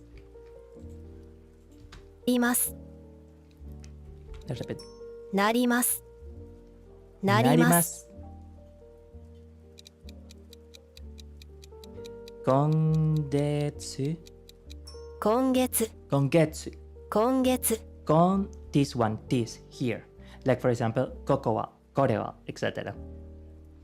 I wouldn't be surprised if these particular kanji is often associated with the here type of words. And again, this is a kanji to indicate calendar dates or to indicate time in the year. 今月 What happens 今月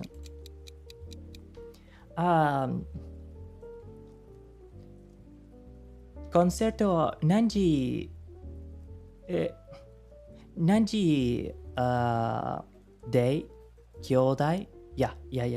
How did you say day in Japanese? 日コンサート何時日は今月は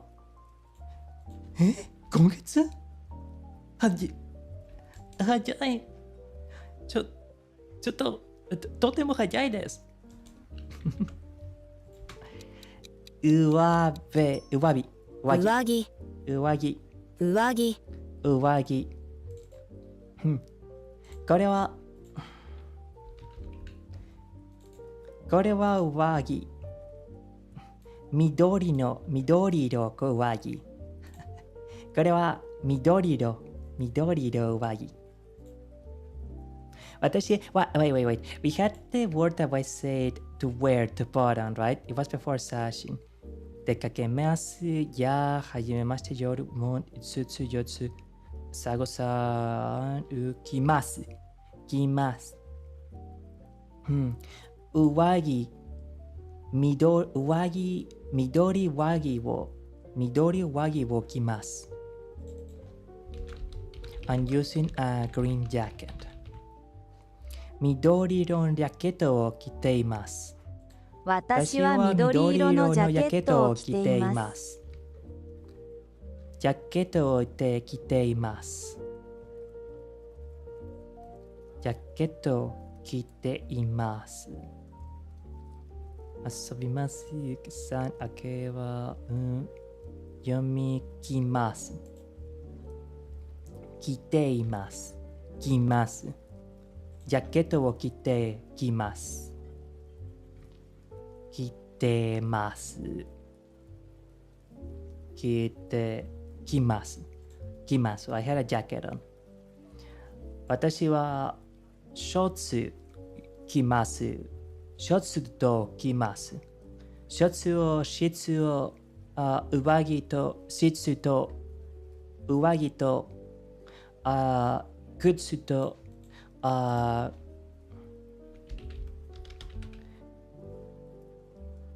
靴下と着ます。はははははは。で、パンツと着ます。多分。What do you say, I hope?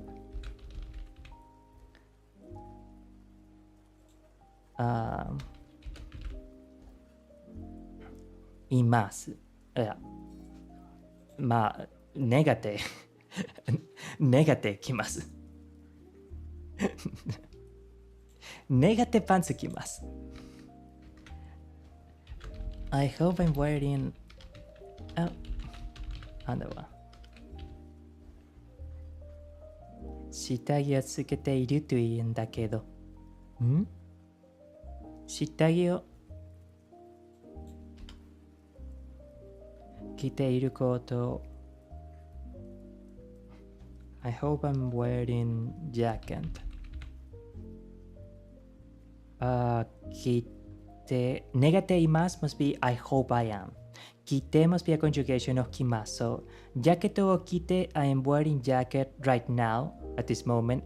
ネガテいます。Hope I am. Okay. で、ラジオ。ラジオ。We're going to do 15 more words and then we're going to rest, I think. 質問。Does anyone have a 質問？アメリカ。レイ。Cost? レイ。Example. レイ。For example, for day. し。for? はい。し。But generally, if you say for in Japanese, you will use John, not she. 安い。入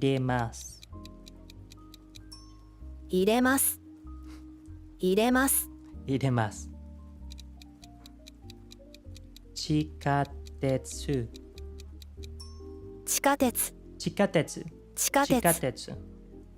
Oh, 地下 because it is under the earth, maybe. あげます。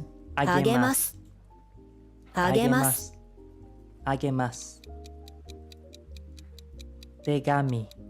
not mirror. 手紙。letter. Okay. 私は手紙に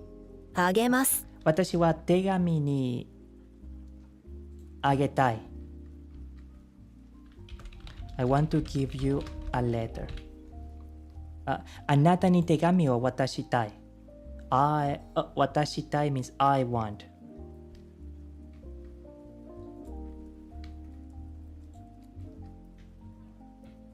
あなたに手紙を letter 渡したい。ああげます。手紙をあげたい。手紙。手紙。手紙。手紙。選ぶ手紙多分。古い。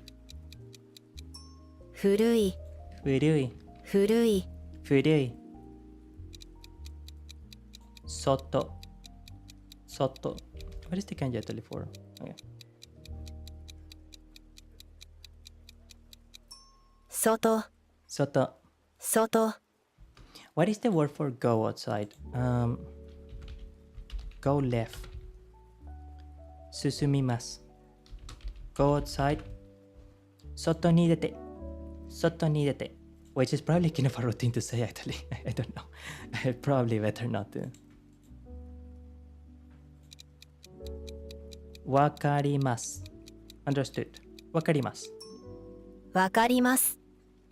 わかります。わかりました。外に、お元気で。お元気で。お元気で。お元気で。教室。教室。教室。教室。このままでこのままは教室。このままで will be this place is in. これままは this place is 教室。これままで学園の this place is off inside. No. Well, how did you say inside? I knew how you say inside. 上下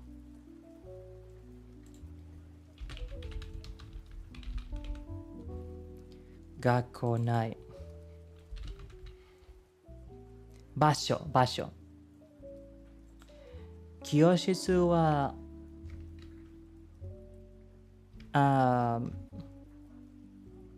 学園の中教室で学園の中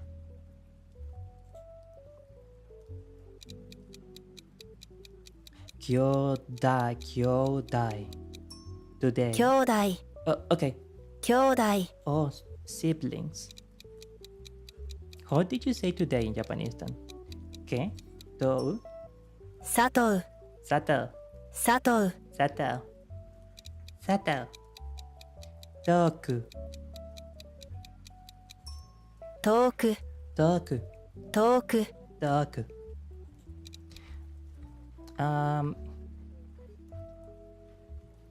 マニア道遠く私のだ Many a道 are far from me all over the world お腹 inside the stomach お腹。お腹 okay sorry お腹 stomach sorry about that 東京東京。東京 okay 東京。東京いや旅行します旅行します。旅行します旅行します。旅行します旅行します助けて茶色茶色。茶色茶色。茶色 You will notice that word 色 happens a lot in colors ところところ。このところこの場所この場所 Wait, mama is probably not quite place, right? 場所 or ところこのところは教室ですこのところで学園の中でところ。ところああ。ああこれは何 Eta? 下手 Eta. Eta. So eta is the opposite of ojozu ね。Yeah. 私の日本語はとっても下手です。とっても。下手ごめん。私の日本語はほんと下手ね。みつか Found みかごめん。みみかか I was confused by the size of the symbol. みかいらっいらっしゃいませいらっしゃいませいらっしゃいませ。Okay, this is the last one and we take another rest. 卵卵卵卵短い Short or long? 短い Short, okay. 短い玄関玄関玄関玄関玄関玄関を開けてください。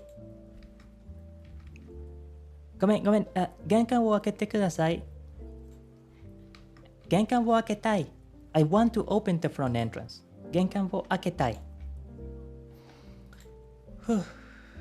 Okay. 玄関 Alright. Phew. Well, we are going to take another small 5-minute break, and after that I think we are going to read only a little bit of the fabulous grammar guide written by Mr. Tai Kim, but only a little intro or a teaser, and we will go back to a little bit of music score compositing.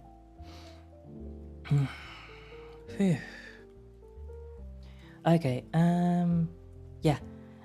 Give me 5 minutes while I take a small break, and we'll be back super soon. Okay.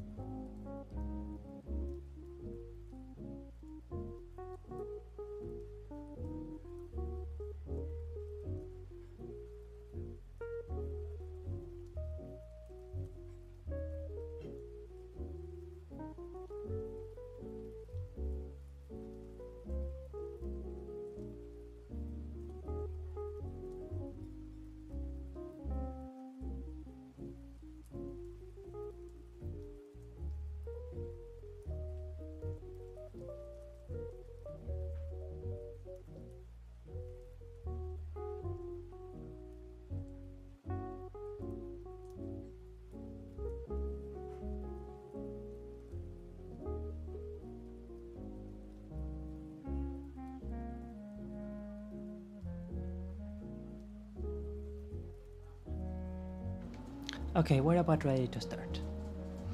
So you know one thing that is actually really nice about starting at the time that I did? We, I generally end my streams at a pretty late hour for me, but today it seems I will actually be able to get some sleep, so that's really comforting. Okay, see you soon.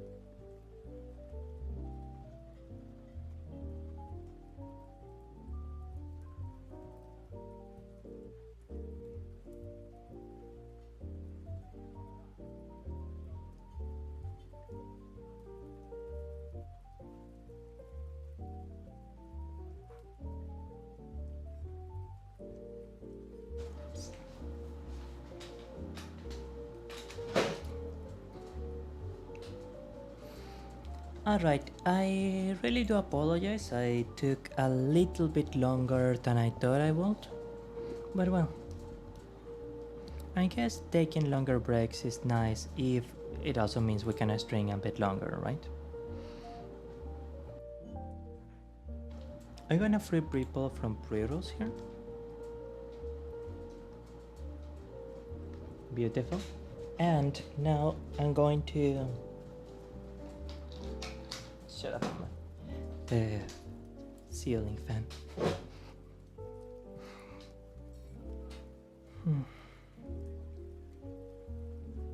So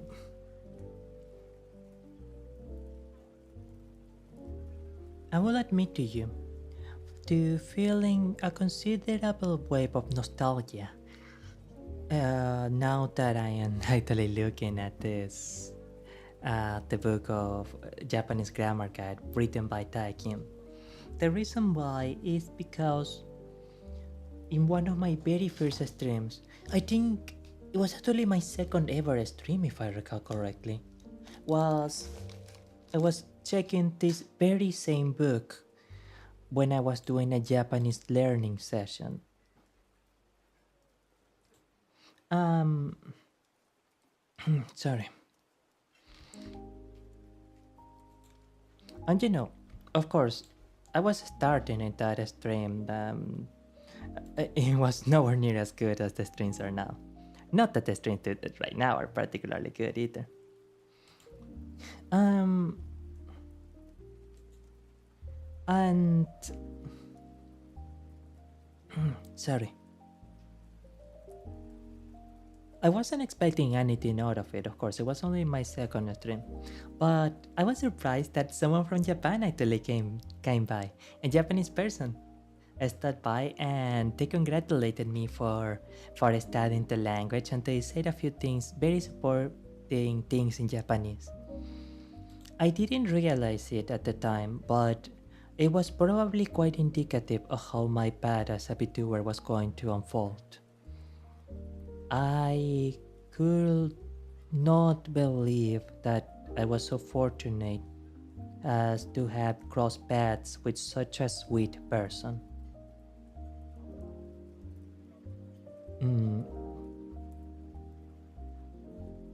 I was actually really happy about it. And like, I genuinely felt fortunate that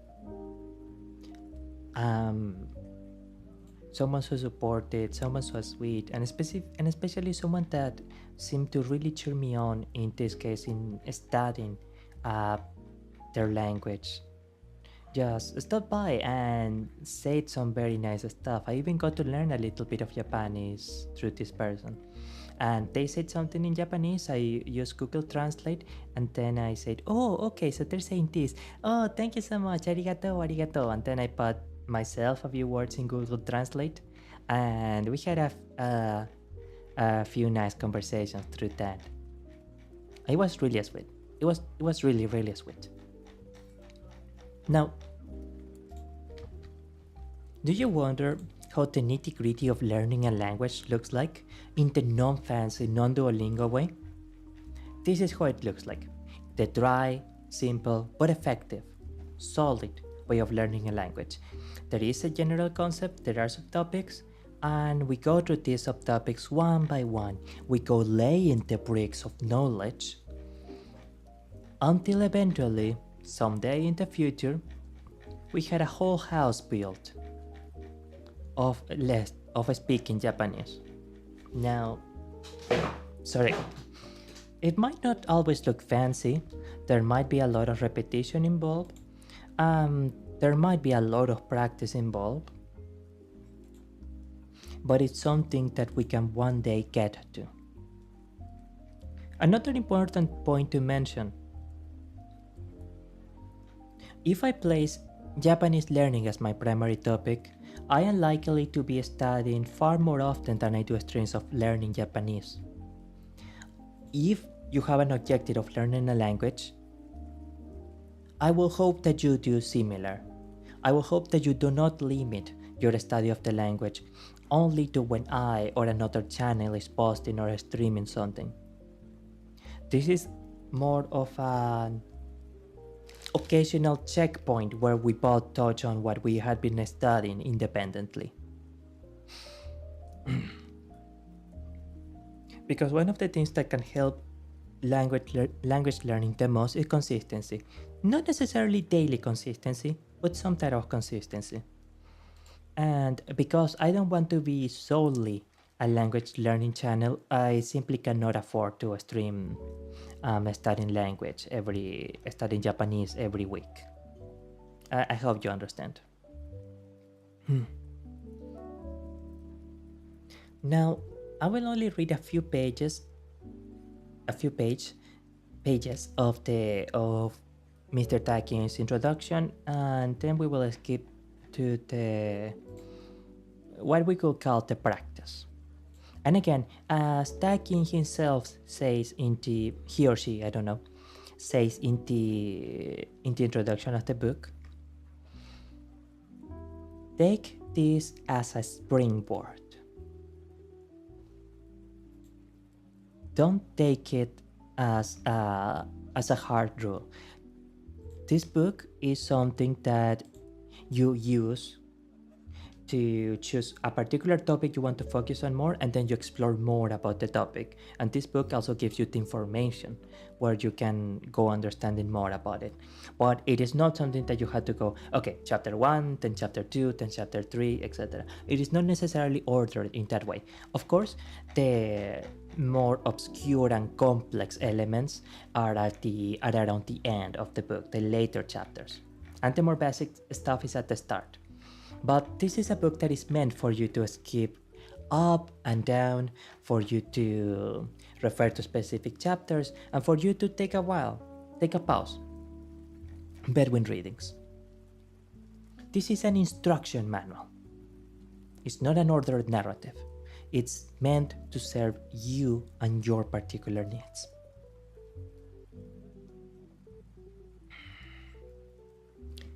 Chapter 1. Introduction 1.1 The problem with conventional textbooks.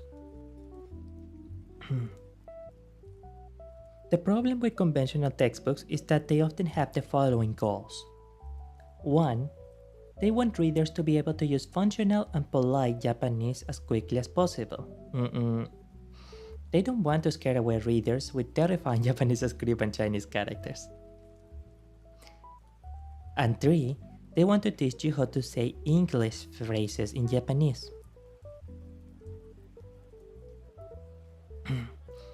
Traditionally, with Romance languages such as Spanish, Español, these goals present no problem or are non-existent due to the similarities to English.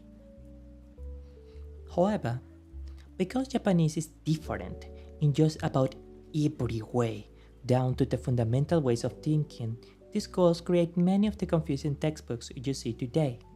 It is important to mention here that if you do an analysis of different language pairs, English and Japanese are about the most distant and the most separate type of languages that you can pit against each other.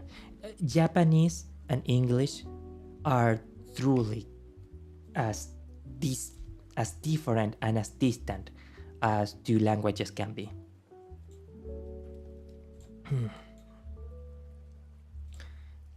They are usually filled with complicated rules and countless number of grammar for specific English phrases. They also contain almost no kanji, and so when you finally arrive in Japan, lo and behold, you discover you can't read menus, maps, or essentially anything at all, because the book decided you were not smart enough to memorize Chinese characters. The root of this problem lies in the fact that these textbooks try to teach you Japanese with English. They want to teach you on the first page how to say, "Hi, my name is Smith," but they don't tell you about all the arbitrary decisions that were made behind your back. They probably decided to use the polite form, even though learning the polite form before the dictionary form makes no sense. They also might have decided to include the subject, even though it's not necessary, and omit it most of the time. In fact, the most common way to say something like, "My name is Smith," in Japanese is to say, "Smith." That's because most of the information is understood from the context, and therefore omitted.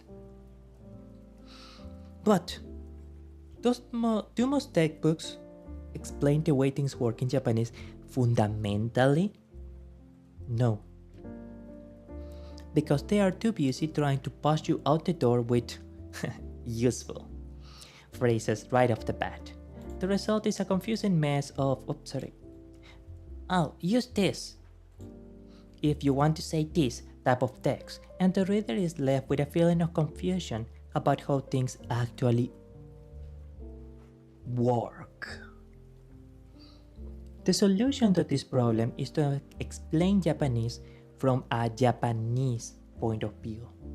Take Japanese and explain how it works, and forget about trying to force what you want to say in English into Japanese. To go along with this, it is also important to explain things in an order that makes sense in Japanese. If you need to know A in order to understand B, don't cover B first just because you want to teach a certain phrase. Do remember that your goal with a language is to speak that language. What does that mean in this context? It means that your goal with learning a language is not to learn how to say a particular phrase or to learn how to say a figure of speech that is maybe natural to your native language, but maybe it is not as natural or common in the target language, the language that you want to learn. Essentially, what we need is a Japanese guide to learning Japanese grammar. 1.2.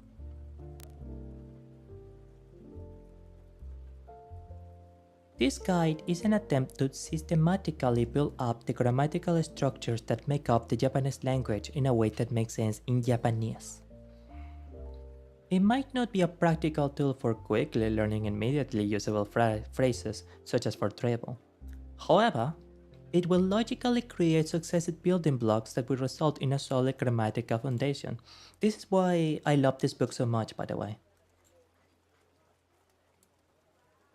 For those of you who had learned Japanese from textbooks, you might see some big differences in how the material is ordered and presented. This is because this guide does not seek to forcibly create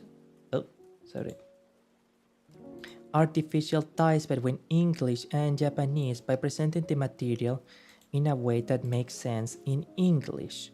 Instead, examples with translations would show how ideas are expressed in Japanese, resulting in simpler explanations that are easier to understand.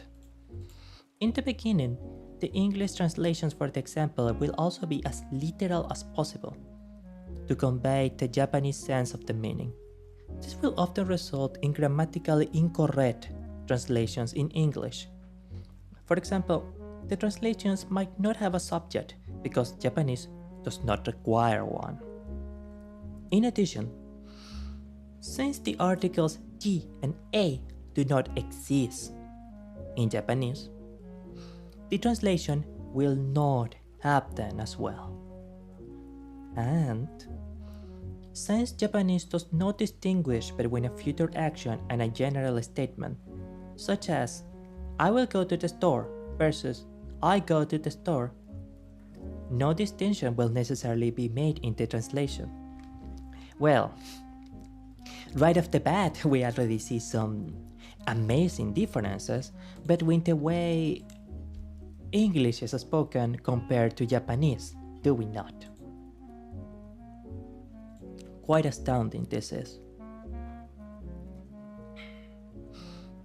It is my hope that the explanation of the examples will convey an accurate sense of what the sentences actually mean in Japanese. Once the reader becomes familiar and comfortable thinking in Japanese, the translations will be less literal in order to make the sentences more readable and focus on the more advanced topics. Be aware that there are advantages and disadvantages to systematically building a grammatical foundation from the ground up. In Japanese, the most fundamental grammatical concepts are often the most difficult to truly understand. This means that the hardest part of the language will come first. Textbooks usually do not take this approach, they very much don't. Afraid that this will scare away or frustrate those interested in the language. Instead, they try to delay going deeply into the hardest conjugation rules with patchworks and gimmicks so that they can start teaching useful expressions right away. This is a fine approach for some. However, it can create more confusion and trouble along the way, much like building a house on a poor foundation. Hey, do you remember someone that constantly speaks about learning things on a good foundation? Me, it's this guy.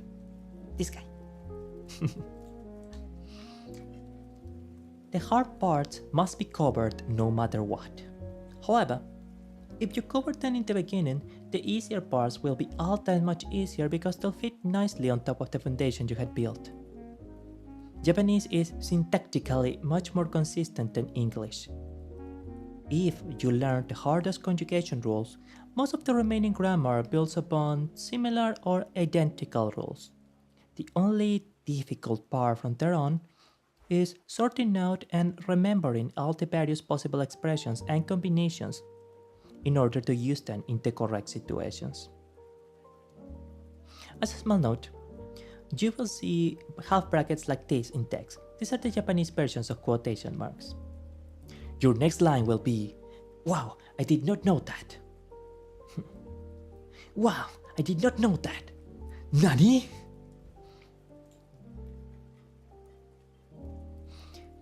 Chapter 1.3 Suggestions.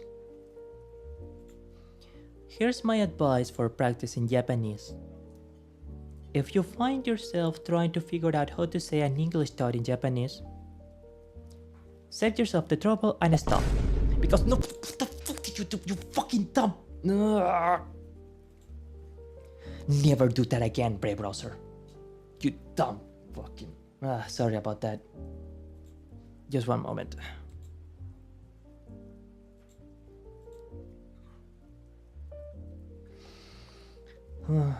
I love when stupid applications think that my hotkeys are meant for them. Okay, sorry about that. Save yourself the trouble and stop because you won't get it right most of the time. You should always keep in mind that if you don't know how to say it already, then you do not know how to say it. Let me repeat it again. If you don't know how to say it already, then you don't know how to say it. Instead, if you can, ask someone how to say it in Japanese, including a full explanation of the answer, and start practicing from Japanese. Language is not a math problem. You don't have to figure out the answer. If you practice from the answer, you will develop good habits that will help you formulate correct and natural Japanese sentences. This is why I'm a firm believer of learning by example. Examples and experience will be your main tools in mastering Japanese. Therefore, even if you don't understand something completely the first time, just move on and keep referring back as you see more examples. This will allow you to get a better sense of how it's used in many different contexts. And this hits on a very important point. You don't need to completely master a topic before moving on to the next one. It's totally okay if you don't grab it 100%. For example, the vocabulary video that we were watching is totally okay if you don't remember even most of what we did. You can always review the previous material, and as you go further in your journey of learning, you can always go back to a previous lesson and utilize the things that you had been learning and the new examples that you have been learning to find a newer angle of learning, a newer angle of attack towards this previously inscrutable problem or this previously inscrutable situation. Matter of fact, I encourage you to do that. You will see that you will improve enormously. Even this guide, this will allow you to get a better sense of how it's used in many different contexts. Even this guide will not have all the examples to cover every situation. But, lucky for you, Japanese is everywhere, especially on the web. I recommend practicing Japanese as much as possible and referring to this guide only when you cannot understand the grammar. The internet alone has a rich variety of reading materials including websites, bulletin boards, and online chat. Buying Japanese books or comic books is also an excellent and fun way to increase your vocabulary and practice reading skills. It's also important to keep in mind that it is impossible to learn good speaking and listening skills without actually conversing in Japanese. Practicing listening and speaking skills with fluent speakers of Japanese is a must if you wish to master conversational skills. While audio listening material can be very educational, there is nothing better than interacting with a real human for learning pronunciation, intonation, and natural conversation flow. If you had specific questions that are not addressed in this guide, you can ask them on my online forum at http://www.guidetojapanese.org/forum.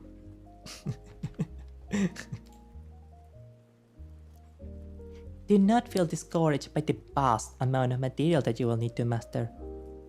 Remember that every new word or grammar learned is one step closer to mastering the language. Yeah. I love this book. Can't you tell I love this book? I love this book. Scroll. Chapter 2. The Writing System. As a matter of fact, actually, I think that we can, maybe in a future stream, we can like choose one of the future topics at random, just to emphasize the idea of this book being non-linear. And then we can pick how to apply and how to analyze the new concept that we are learning. Yeah, I'm thinking of something. I'm thinking we can use that way to have a prepared lesson plan. It will be fun actually to make a sort of lesson plan for learning Japanese. 2.1 Scripts. Japanese consists of two scripts, referred to as kana, called hiragana and katakana, which are two versions of the same set of sounds in the language. Hiragana and katakana consist of a little less than 50 letters, which are actually simplified Chinese characters adopted to form a phonetic script. Chinese characters, called kanji in Japanese, are also heavily used in the Japanese writing. Most of the words in the Japanese written language are written in kanji, nouns, verbs, adjectives. There exist over 40,000 kanji, where about 2,000 represent over 95% of characters actually used in written text. There are actually many languages where about 10-20% of the words are the actual vocabulary that is used like 80% of the time. No, I think it's even less. For example, like sometimes it's like, let's say 500, 1,000 words in Spanish, for example. If you know those words, then you can completely survive decently in any Spanish-speaking country. You don't need to know words such as oprobio or menester to buy things at the supermarket, for example. Many languages are like that, not just Japanese. There are no spaces in Japanese, so kanji is necessary in distinguishing between separate words within a sentence. Kanji is also useful for discriminating between homophones, which occur quite often given the limited number of distinct sounds in Japanese. Hiragana is used mainly for grammatical purposes. We'll see this as we learn about particles. Words with extremely difficult or rare kanji, colloquial expressions, and onomatopoeias are also written in hiragana.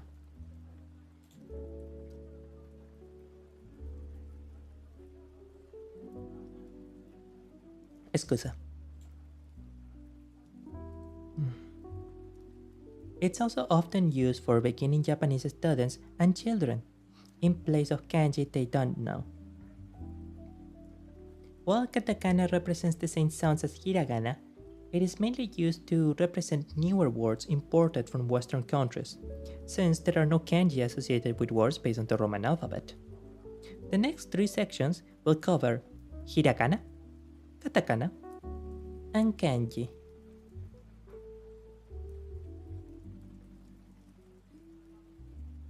2.2 Intonation. As you will find out in the next section, every character in hiragana and the katakana equivalent correspond to a vowel or consonant plus vowel syllable sound with a single exception of the and characters. More on this later. This system of letters for each syllable sound makes pronunciation absolutely clear with no ambiguities. However, the simplicity of this system does not mean that pronunciation in Japanese is simple. In fact, the rigid structure of the fixed syllable sound in Japanese creates the challenge of learning proper intonation. And this is a key element of Japanese. This is the thing that's going to make the real difference between someone knowing how to speak the language and truly mastering the language. So please pay attention in this paragraph. I beg of thee. Intonation of high and low pitches is a crucial aspect of the spoken language. For example, homophones can have different pitches of low and high tones, resulting in a slightly different sound despite sharing the same pronunciation. The biggest obstacle for obtaining proper and natural sounding speech is incorrect intonation. Many students often speak without paying attention to the correct enunciation of pitches, making speech sound unnatural. The classic foreigner's accent. It is not practical to memorize or attempt to logically create rules for pitches, especially since it can change depending on the context or the dialect. The only practical approach is to get a general sense of pitches by mimicking native Japanese speakers with careful listening and practice. 2.3 As a small disclaimer, in this stream, we will not focus too much on hiragana itself. I generally already know hiragana, so I will simply do a very quick and very brief review of hiragana, but I will try and place a greater focus on katakana, which is the alphabet that I am less familiar with.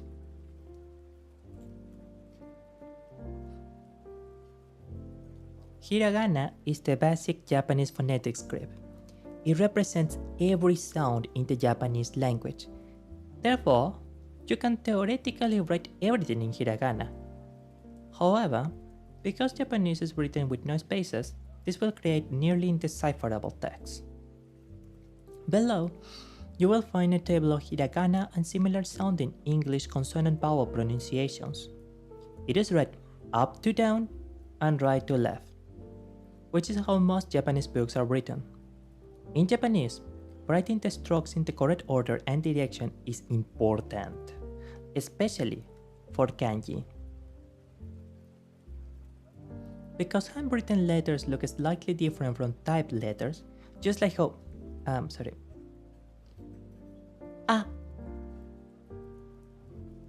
looks totally different when typed, you will want to use a resource that uses handwritten style fonts to show you how to write the characters. See below for links. I must also stress the importance of correctly learning how to pronounce each sound. Since every word in Japanese is composed of these sounds, learning an incorrect pronunciation for a letter can severely damage the very foundation upon which your pronunciation lies. You can listen to the pronunciation of Vtuber for each character by clicking on it in chart. If your browser doesn't support audio, this one doesn't. I don't think so. No. You can also download them. There are also other free resources with audio samples, which I will review on another lesson. Hiragana is not too tough to master or teach, and as a result, there are a variety of websites and free programs that are already available on the web. I also suggest recording yourself, a very good advice also for singing. One thing with singing though, if you record yourself in your own cell phone, just remember that the speakers of the cell phone, every singing is going to sound bad on cell phone speakers. It's not that you are bad necessarily, it's just that vocal quality of anything is going to sound bad with the way that cell phone speakers are designed acoustically. Anyways, and comparing the sounds to make sure you're getting it right. When practicing hiragana by hand, the important thing to remember is that the stroke order and direction of the strokes matter. The direction of the strokes matter. There, I underline it, italicize it, bold it, and highlighted it to boot. Trust me, you'll eventually find out why when you read other people's hasty notes that are nothing more than chicken scrolls. And let's start with a few of the hiragana notes, okay?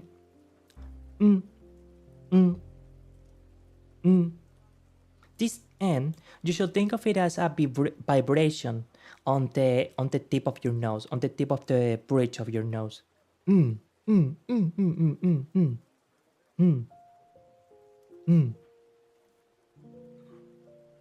Nan, na, na, des, na, oh no, na, de. It doesn't have the quotation mark, but imagine they do have the quotation mark. The Sukomi, I think. Na, de, ska. What is it? Na, desu ka? Nande, na, de, ska. Now, well, as you can see, we are they're no longer used. They just aren't used in Japanese anymore. Wa, watashi, wa, ta, shi, wa, wo, wogate, wa, wo, ra, ri, ru, re, ro.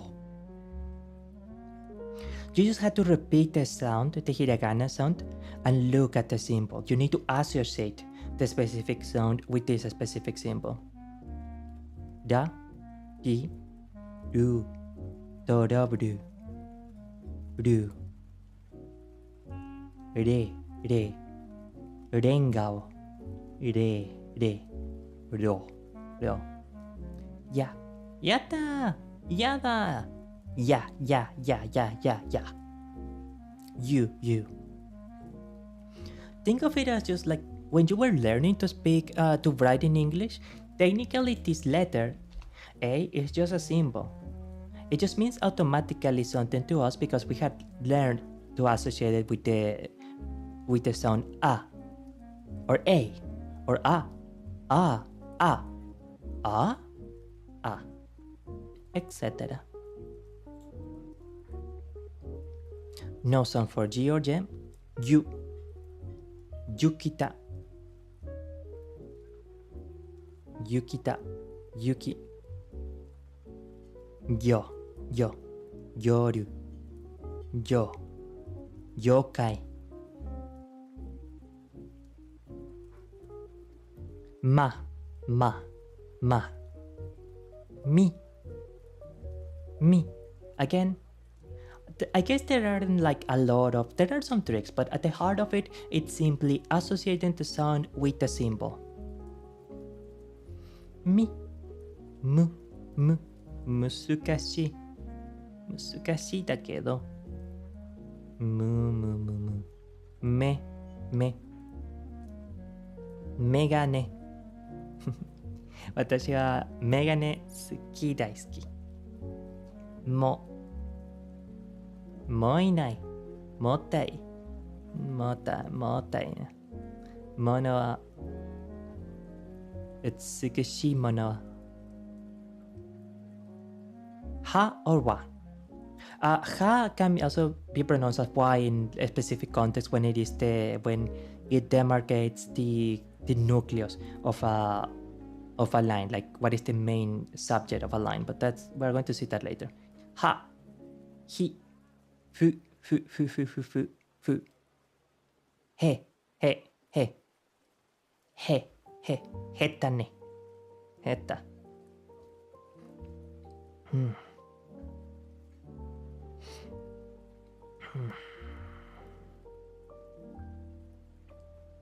Ho, hon, hontoni, hon, book, hontoni, like truly, truth. Okay, let's continue. The only thing that will help you is that everybody writes in the same order, and so the flow of the characters is fairly consistent. I strongly recommend that you pay close attention to stroke order from the beginning, starting with hiragana to avoid falling into bad habits. While there are many tools online that aim to help you learn hiragana, the best way to learn how to write it is the old-fashioned way. A piece of paper and pen and pencil. Honestly, for learning certain things, I am also a big proponent of just learning things with pen and paper.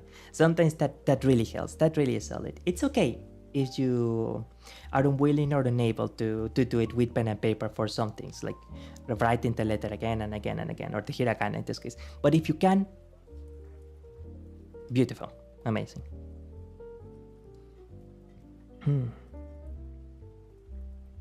Below are handy PDFs for hiragana writing practice.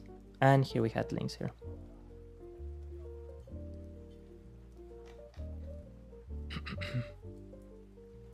Now let's continue with our hiragana exercising.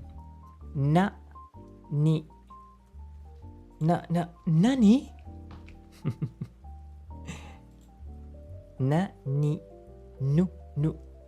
Nugeru. Yeah, nugeru やばいね。ごめん。ごめん。ごめんなさい。ごめんなさい。nugeru じゃないよ。nugeru じゃないよ。さ、ねえ。ねえ先生、これはちょっと違うじゃないよ。下手先生で。これは先生下手ね。これは先生はちょっと下手やね。の。私のハート belongs to you, Amici. 私のハート belongs to you, Amici. Now, how do you say that in Japanese? Let's just... Heart belongs to you, friends. 私の心はあなたたち友人に捧げられています。私の心はあなたたち友人に捧げられています。Well, my heart belongs. 心は即しています。即して。即して is belong. 私のハートは、君たちに即してね。即してね。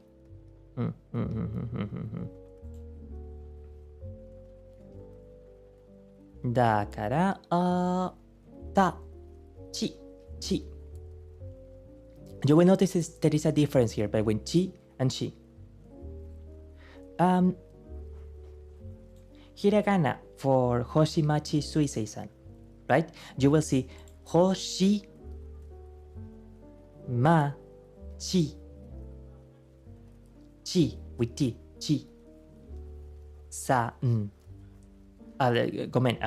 すいせいさ。One more. ほしまちねえよ。しじゃないよ。し only at the start.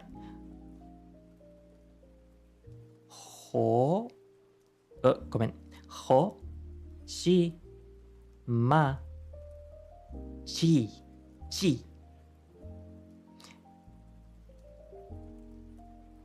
And I am pretty sure she doesn't use su. She uses the su, I, se, I. Now, please remember that of course my pronunciation isn't like perfect either, so maybe there are a few pronunciations that I'm getting wrong. Su, su, tu, neo. Tu, tu, neo, su. Su だけ。su か。su。は、はいはいはい。su、su。で、私の手を。my hand。私の my hand。で、で、で、と、と。Let's continue.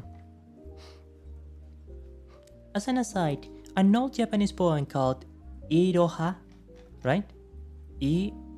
Uh, Ro-ha. Yes, Iroha. Was often used as the base for ordering of hiragana until recent times. The poem contains every single hiragana character except for which probably did not exist at the time it was written. Huh. You can check out this poem for yourself in this Wikipedia article.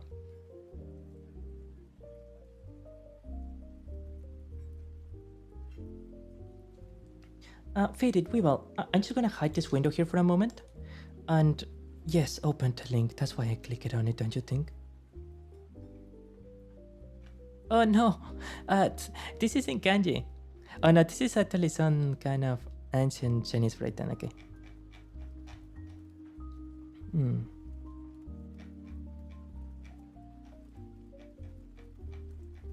Okay,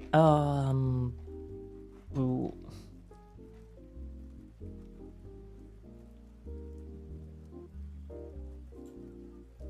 Oh wow,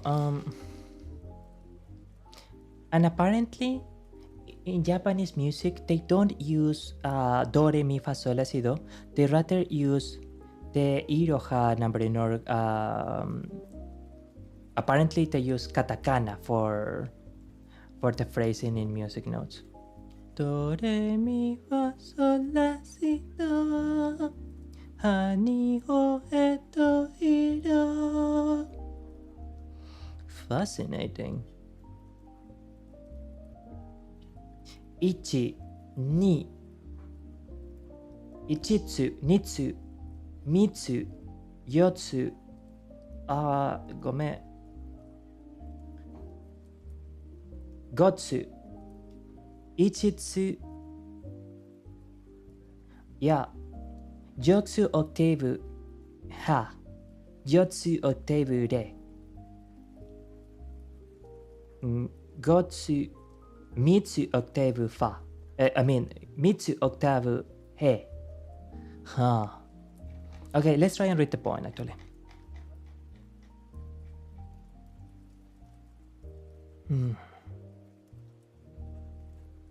Wish me luck. Hey, just hide this. What the fuck did you...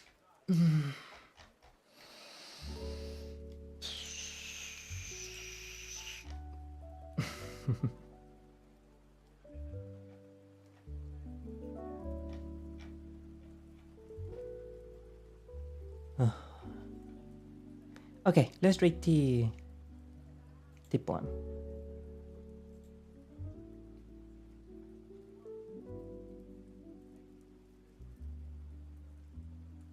Iro wa niho heto chirinu ru wo wakayo dare so tsune naramu tsune naramu umi no okuyama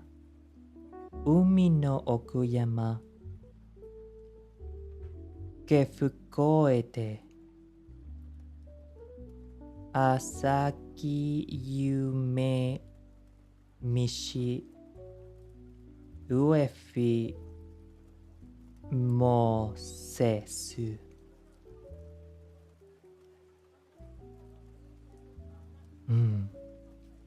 What an interesting poem. One more. Iroha ni mo... Yeah. Iroha ni hoheto chiri nuru wo wakayotere so tsune naramu umbi no okuyama ke fuko ete asaki yume mishi wefi mosesu.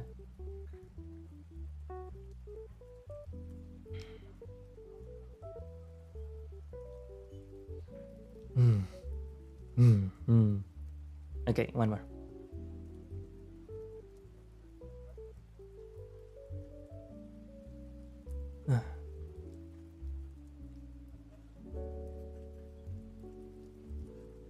Iroha ni hoteto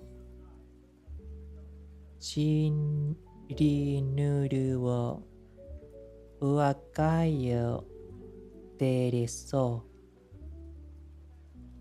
sune naramu ui no okuyama ke fukoete asaki yume mishi uefi mosesu.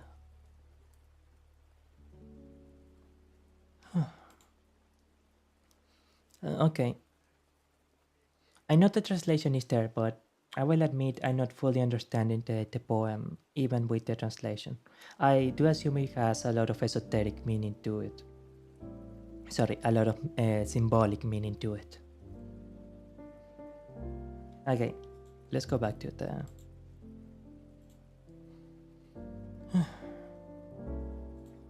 As the article mentions, this order is still sometimes used in ordering lists, so you might want to spend some time checking it out. Yeah, apparently it is used in a lot of numbering, and I was really amazed by the little detail that it is used for these scales. I always assumed that Japanese music also used the do, re, mi, fa, sol, la, si, do. But no, apparently they don't. Apparently,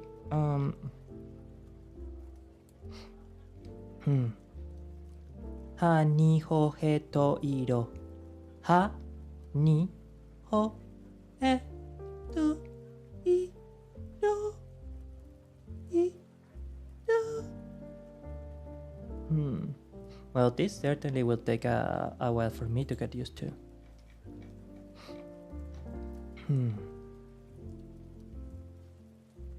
Notes.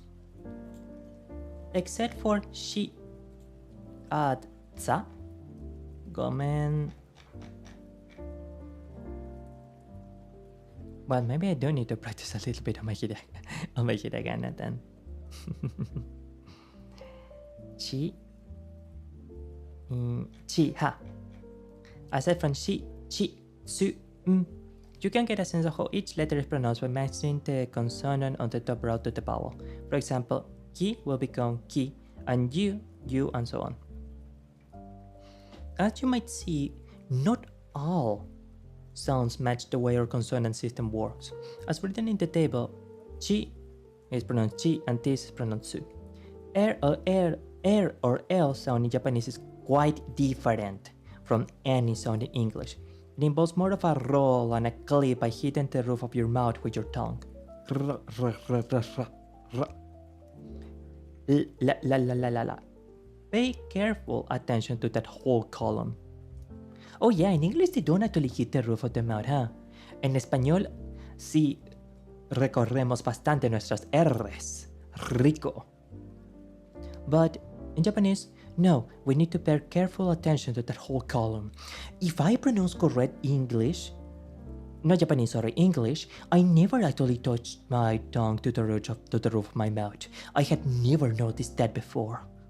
Huh. Simply fascinating. Pay careful attention to the difference between su and su. Su, su. One more. Ka, ki, ku, ke, ko. And finally, the vowels. A, I, U, E, O. More or less, more or less.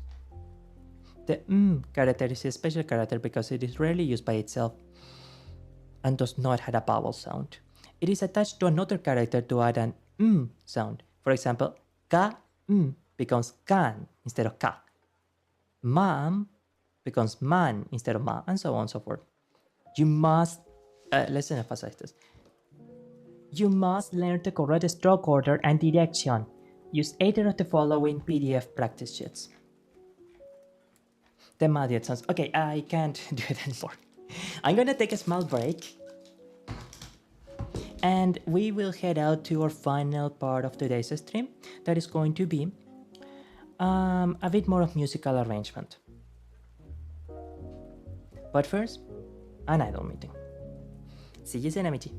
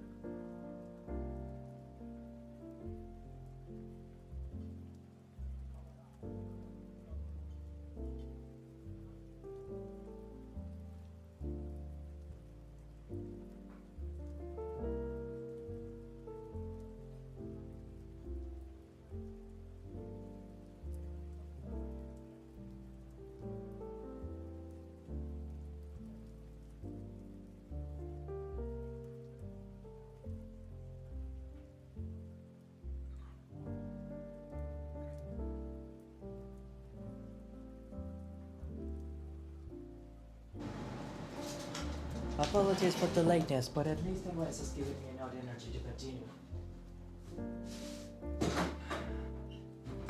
So let's continue.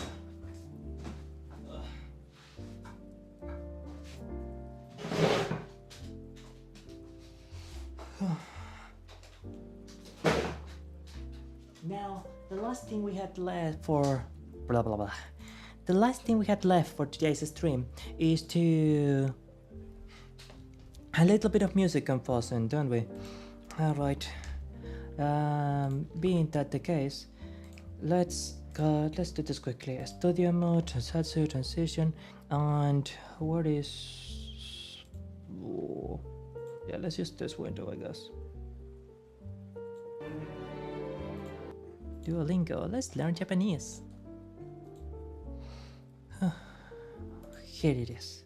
Here's the very thing that we were looking for. Yeah, sure, let's keep it like this. And now we shall be in Zatsu room 2. We can close this. No. This is what we want to hear today.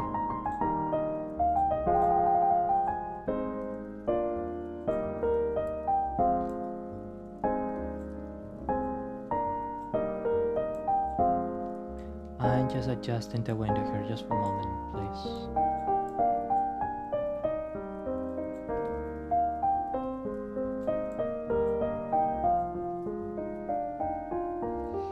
And I'm also going to turn on music score. I'm also going to turn on music score. I'm also going to what is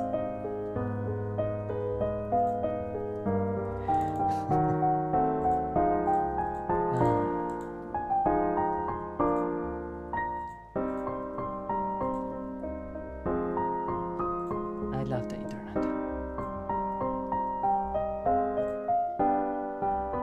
All right.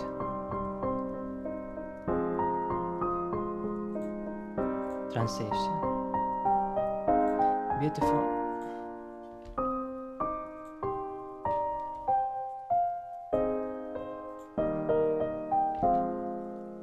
Beautiful.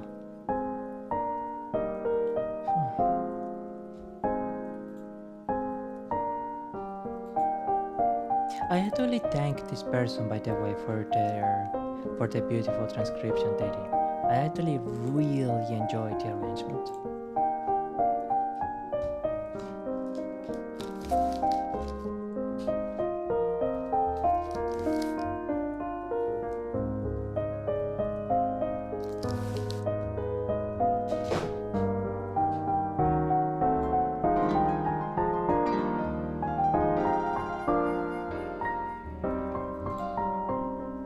We're going to just go ahead to the outro, and now there is one thing here that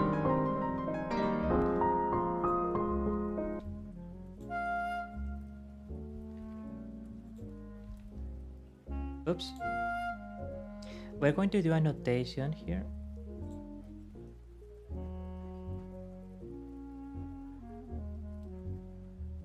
That it should be a little bit higher. We should just have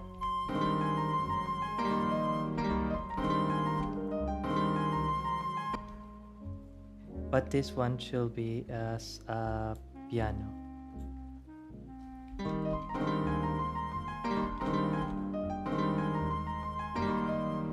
And it shouldn't be a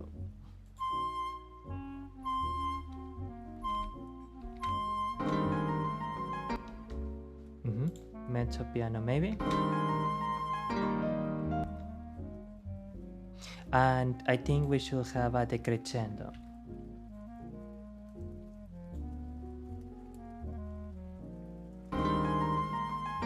No, not this fast of a, not this prolonged of a decrescendo. Around here maybe. Mezzo piano to piano.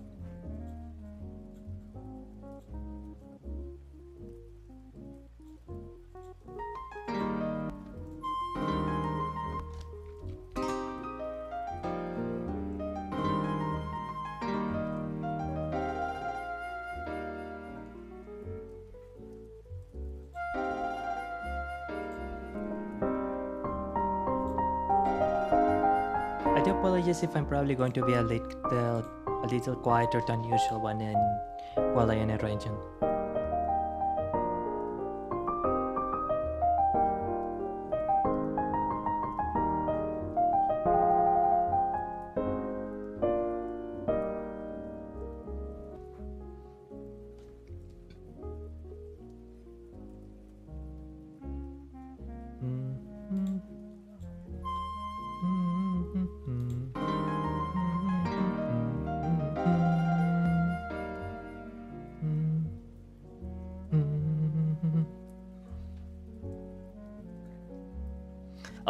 Okay, I think I know how I'm going to handle this now.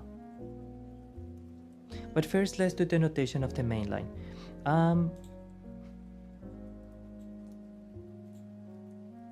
Let's move the video to here so that it's easier to annotate. And now we will do the annotation. Trillo, corchea, semicorchea. Fa, sol, la bemol supongo, and finally, oh no, wait, I almost forgot, I almost forgot, no, 2 quarter notes, which will be apparently do and re, and this is the one here. Oh.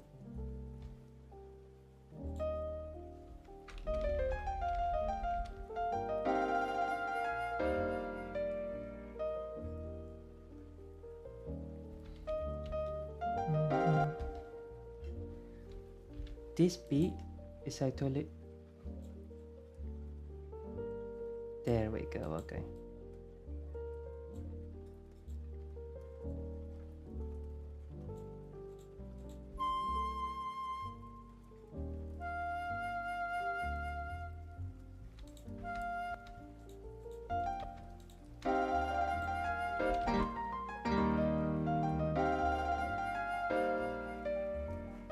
I want the guitar to be a little lower on the mix. Where's guitar? Here.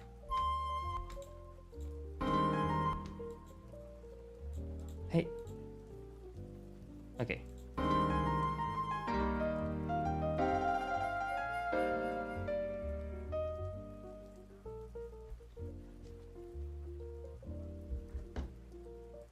This one should be pulsations. Also, I mean, I have a guitar. And this arrangement doesn't seem like super mega complicated. I guess including annotations, maybe I can like do the pulsing on my guitar, but I don't really want to tune my guitar right now.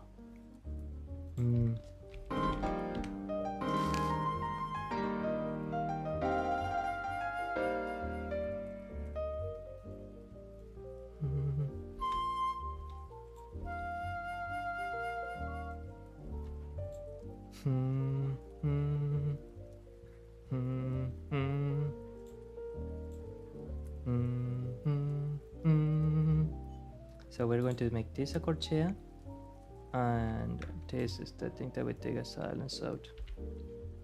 But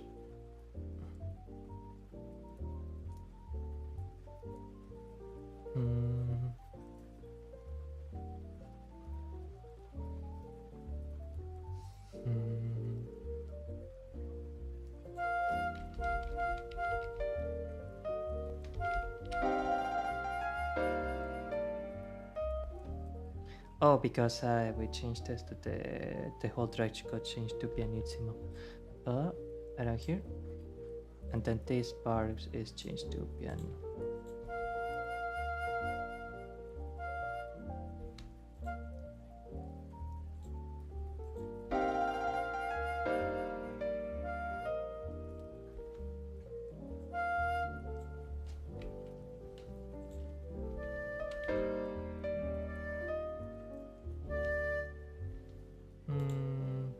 I'm not convinced.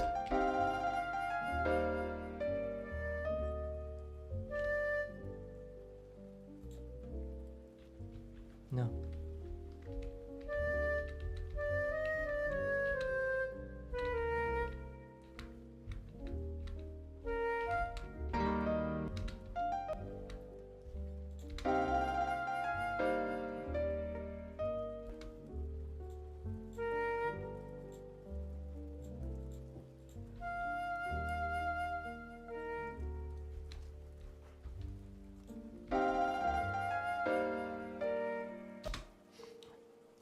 We can do something so funny right now.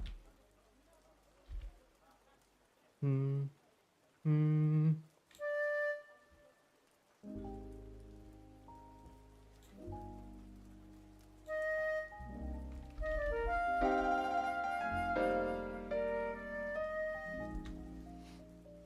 And can we do a ligadura of this part? Not here.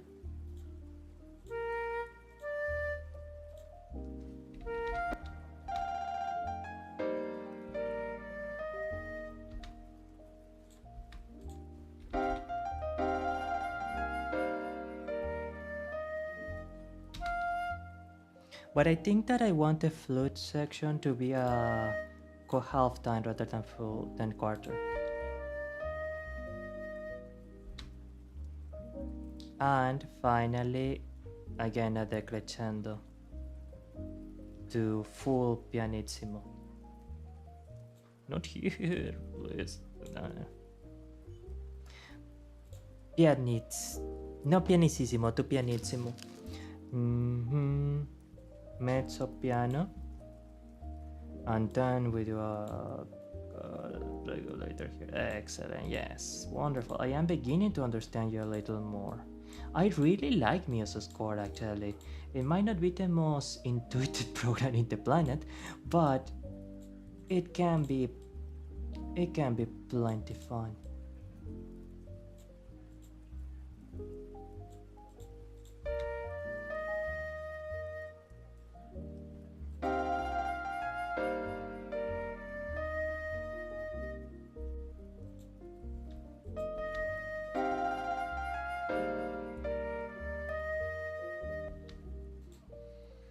Okay.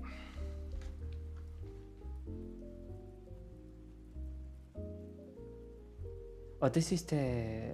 Okay. Dun, dun, dun.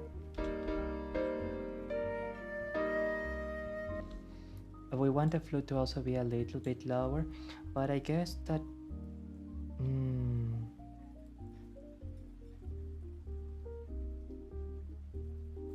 Maybe we can make the piano a little bit higher and we can change the mix here a bit.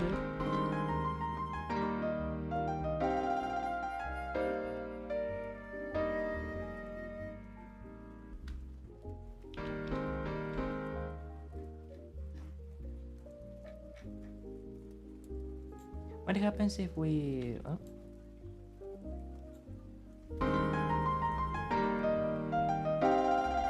But it's gonna be a bit jarring.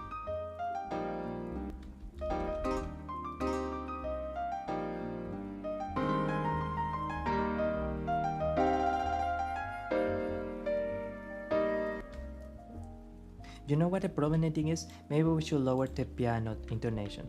So here, piano to pianissimo, and from pianissimo to piano, then piano to pianissimo, pianissimo, piano to pianissimo.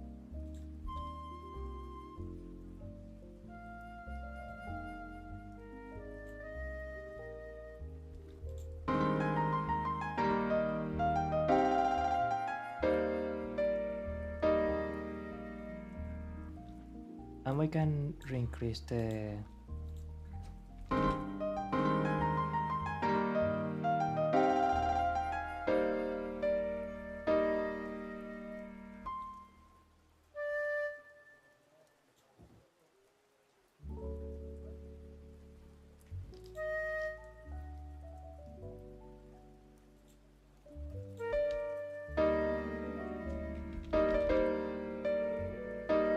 I don't like that. I don't like the ligador here.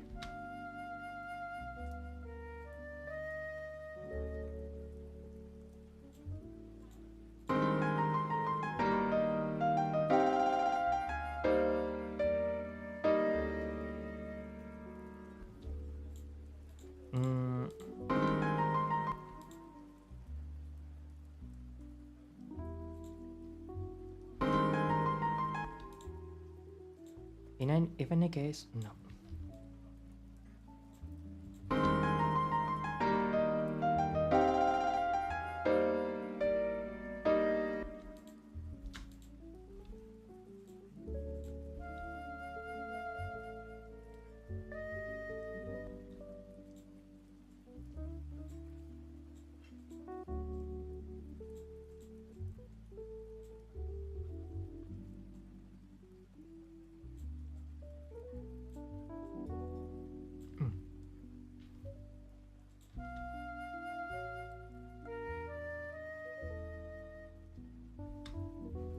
Okay, I'm willing to live with this.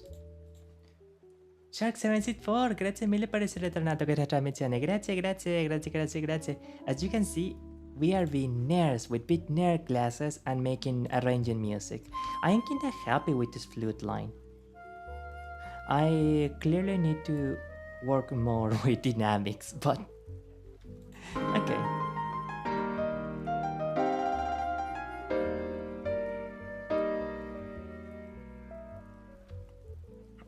An attempt was made, I guess.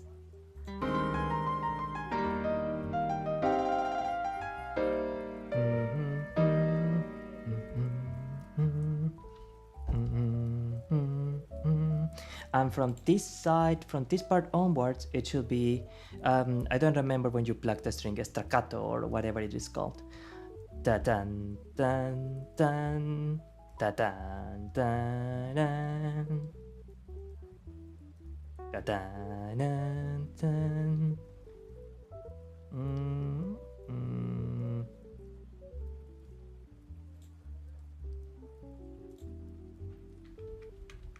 Let's just make it more divisible like this.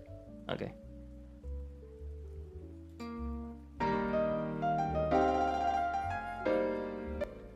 Then a silence here. Of course, yeah, maybe. Da-da, da.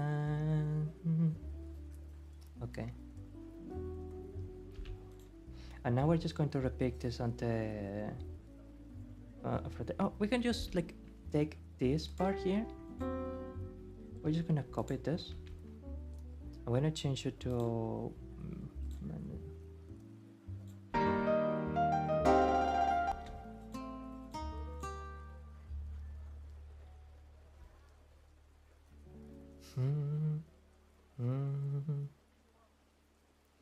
well, maybe. ¿Dónde estaban las líneas? Claves, armaduras, temperatura, delimitaciones, dinámicas, repeticiones. No, it's not repetitions. Hey, where were the... It's not tremolos. No. I know it was here somewhere. Alterations? No. Articulations. Oh.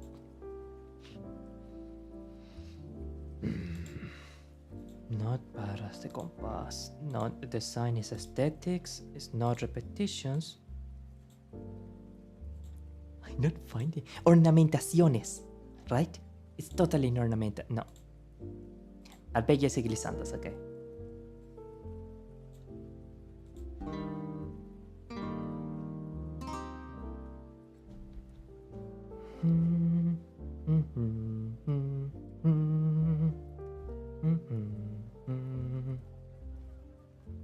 And it should be an ascending note. So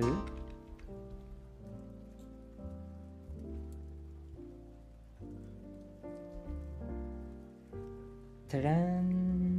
And we should follow the bass line. So no, a descending. Ta-da-da. So fa tercera, sol, la, si, do, re.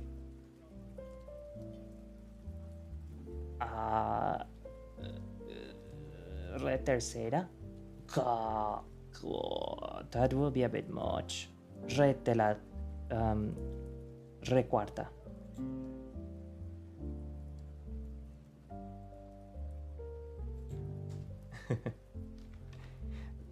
Re cuarta. Oh no, this. Sorry, I got completely that thing wrong. Re, do, si, la.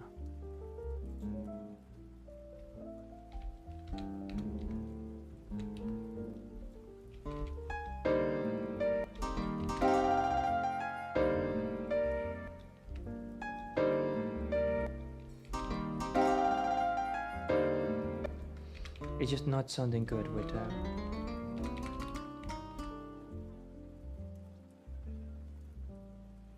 What are you... Why did you place... What?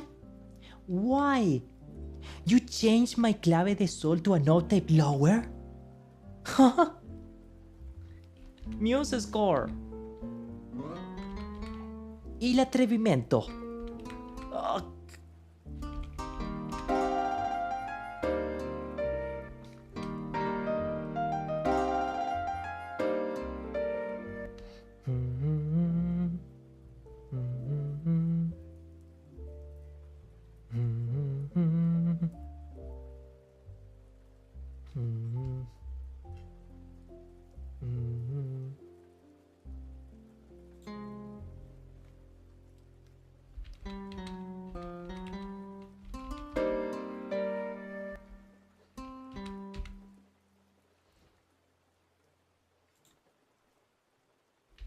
And well, sol de la tercera and fit me fa tercera, sol tercera,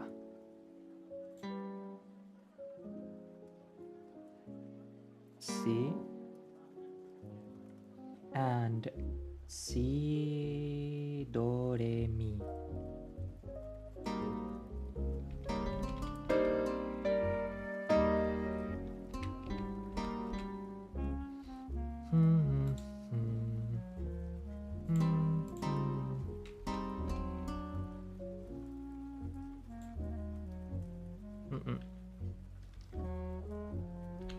No, you this with oh.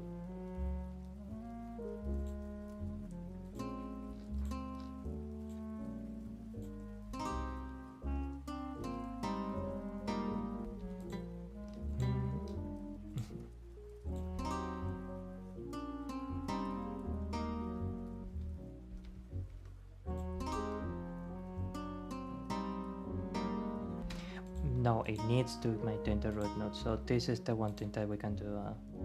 And additionally, let's delete this. And I don't think we can do something like, oh, no, what did you, hey.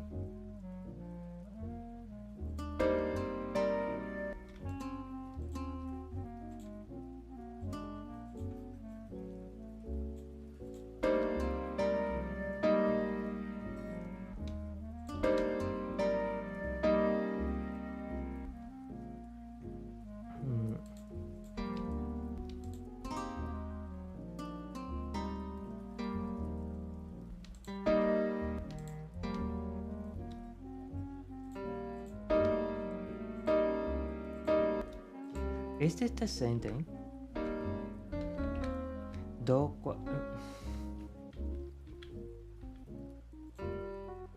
sol tercera, si bemol tercera, R cuarta. Sol tercera, si bemol tercera.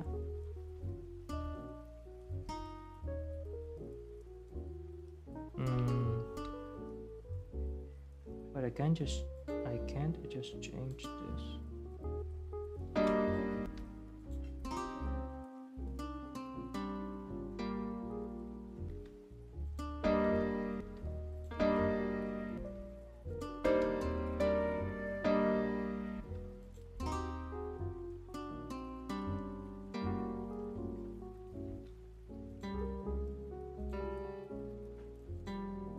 Yeah, they clearly are the same root note.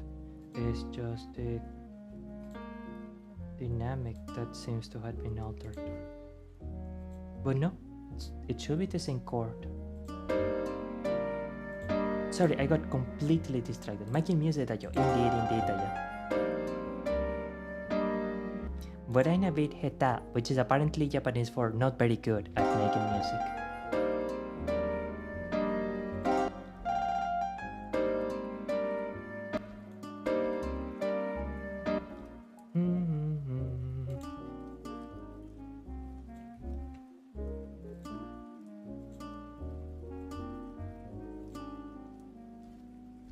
I think that we can. Why did you? Okay.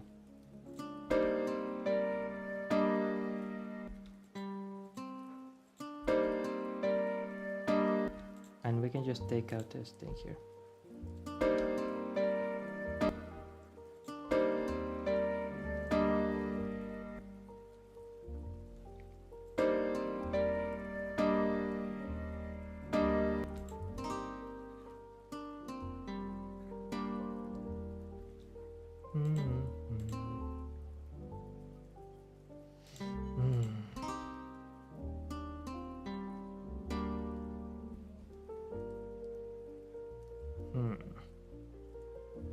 Now, just let me see. Let me see for a moment here. I am simply going to place a random quarter note here, here.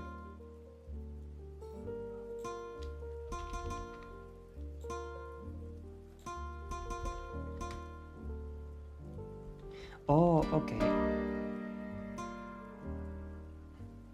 Now I kinda understand, I think, what the quarter, what the prolongation ligatura is supposed to do.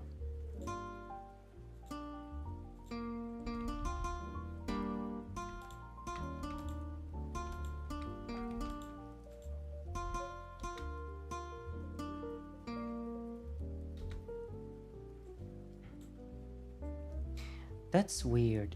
Is the...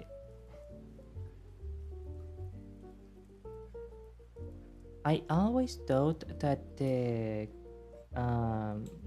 ligaturas were supposed to do a glissando effect, but apparently, hey.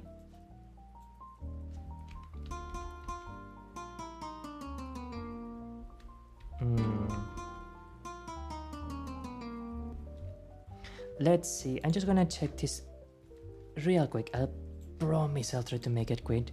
How do you make a guitar slide effect on Muse Score 4? Guitar slide effect. By the way, I need to reply to that really nice person that left a comment on the Muse Score stream. It should be a glitchando. Did I not put a glitchando?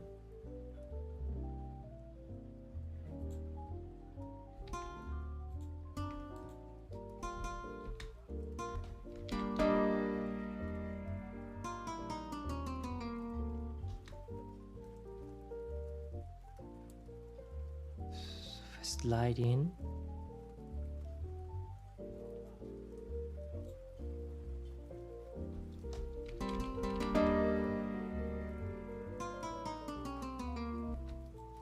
And how about a... Okay, so how about I delete this? Excellent. Okay, and now annotation.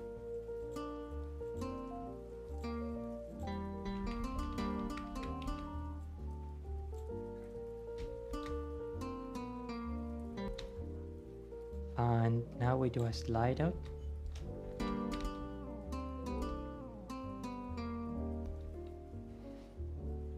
A slide in. A fall. No, okay. Clearly I need to blow a scoop.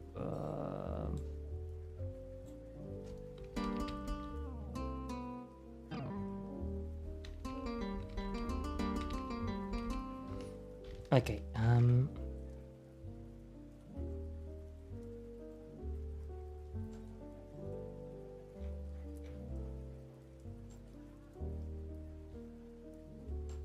Arpeggios and glissando. Select the first note where you want to slide to start and click gliss.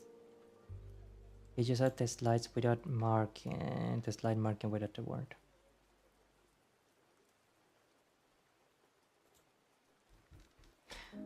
Okay. Apparently here, style. Why does it sound like hitting every chromatic scale? Slide, select properties, playback, then glitchando, chromatic to portamento.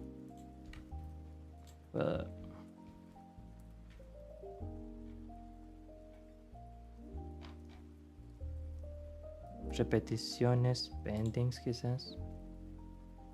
No. Distancia, siempre quedar juntos.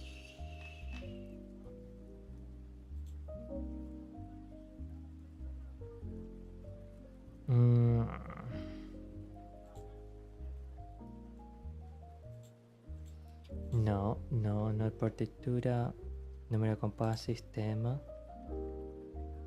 Para de compás, nota, silencio, repetición, compás de barra de agrupación, arpegio, ligadura, dinámica, reguladora, vuelta, octava, línea pedal, penny, línea de textos. Articulaciones, texto pentagrama, indentación, texto de expresión, bajo cifrado, símbolos de acorde, diagramas. I don't find it though. Or is it in the glitchandos part?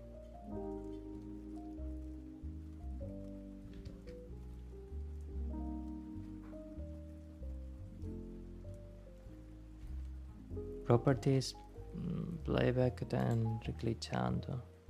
In any case, it should be in ornamentaciones, maybe.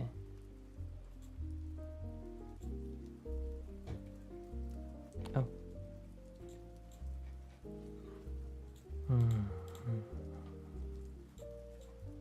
I am not finding it.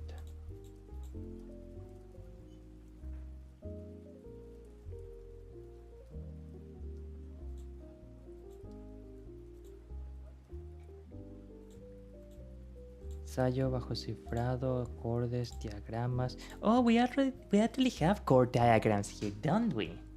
Okay, that's really nice. That would be really nice for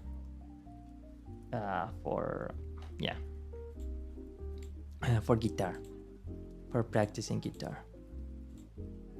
Claves, armaduras, alteraciones, compases, notas. Let's watch the video because MuseScore is one of my favorite tools I use for guitar projects with palm muting, and very common for us to even care about. Case in point. Now let's get into adding bends to our project. So what you want to do for that is you go to any note you want. I'm gonna click this one right here for example. Vibrato, sonido de palma, dejar sonar, What I'm barra gonna de do is just go trémolo. to the search bar here, and since there's different types of bends with this, I'm gonna start with vibrato. Vibrato. Now you see when I type that in, it gives you a list of options, but what I'm gonna do is go down to the guitar section, and you have different vibrato options. It doesn't really matter a whole lot which one you pick, but it does specify with the wider one that it is depicting a wider vibrato, like something Zach Wild usually does. So let's just throw that in for fun. And there you go. It adds the vibrato It's gonna take me a while to to the learn, but specific for note the time being. I was targeting. But there's other kinds of bends we can do with this. So what I'm actually gonna do is I'm gonna How about the slides though? indicates that swooping everything in this measure. Add some notes. Let's put that for Okay. Oh, from and this they note can here actually have added. tablatures So now, and this. my opinion, Okay. but you can MuseScore is also, really a formidable program, isn't not a it? huge I've been deal. sleeping on This it. ultimately gets the job done. It's just a little food for thought area.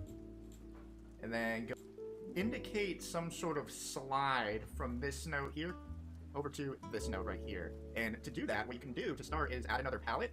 And what you want to do is add arpeggios and glissandos or glissandos. Tomato, tomato, I'm going to call it glissando. So just hit that little plus sign. Glissando. It is added. So now all you need to do from here is click the note you want to initiate the slide, and then go over to your arpeggios and glissandos palette. Then you hit this little icon here that says straight glissando. Boom, there you go. So this is the most visually appealing way to indicate a slide, in my opinion. But you can also do something else, and the reason why you might want to I think I select the know what the alternative problem is. if you want to hear what it sounds like in MuseScore upon the playback, because it sounds kind of funny in this scenario, and I'll show you what I mean real quick by that. Yeah, because it's Not playing a in the huge chromatic deal. sense. This ultimately gets the job done. It's just a little Okay. food for thought if you really value the playback experience. But if that's you, you could also do one other little trick here. So I'm just going to get rid of what I just did here. And I'm going to go back over to this little palette we were just in. And I'm going to click my note first. And I want to select this icon, slide out up.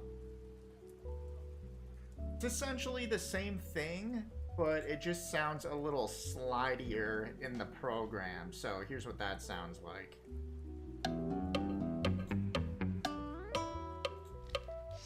You can play around with the different slides they have as options for you within the software, but that's pretty much it. Now you can create a guitar project in MuseScore using some of the most common guitar tricks, which are palm muting, bending, and sliding. And once you get past some of the weird and non-intuitive road bumps that come along with this program, you get used to it more and more, and you end up banging out some projects pretty quickly. Again, make sure you're not neglecting your guitar skills along the way, so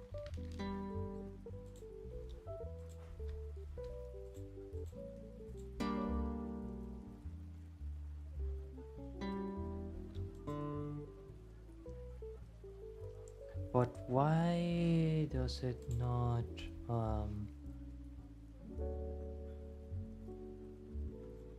slide in through below? Oh, slide in.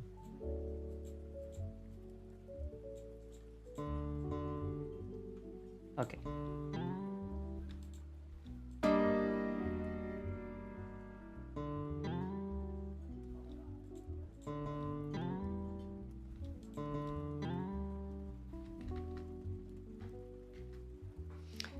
And out of that, and out.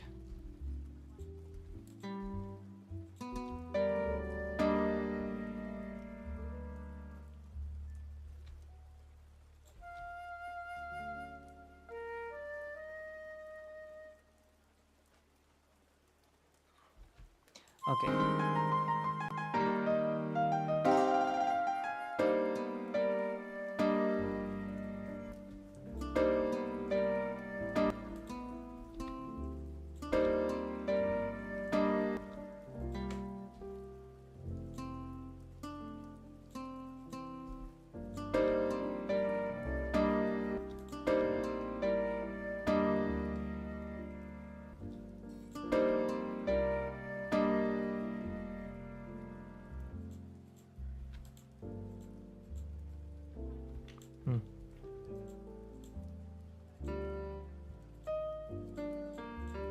And finally, we're going to alter the dynamic here so that it's on forte. I just don't like the weakness.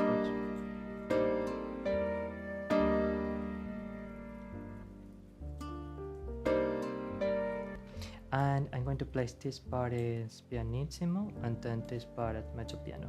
I just don't like the...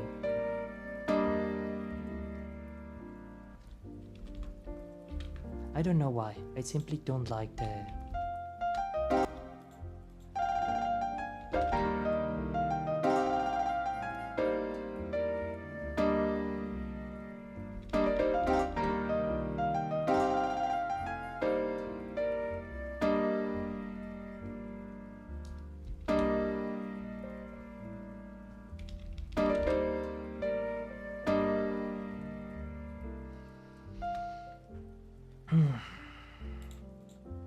Well, it's important to know when I notice an out. I think that's it's important to know when and out practicing and not fooling around with MuseScore. Did we complete the...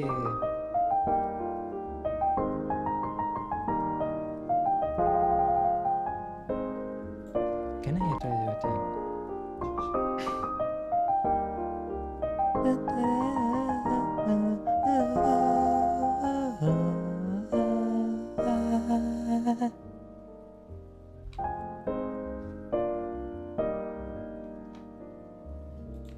Excellent. Okay. We don't really need all this. No, MuseScore. I mean, I don't want this much music. Okay.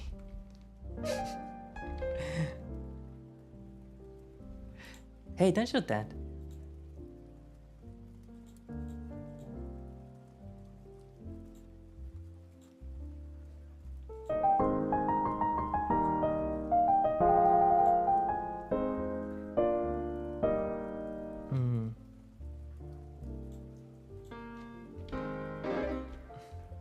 I guess that really will be all.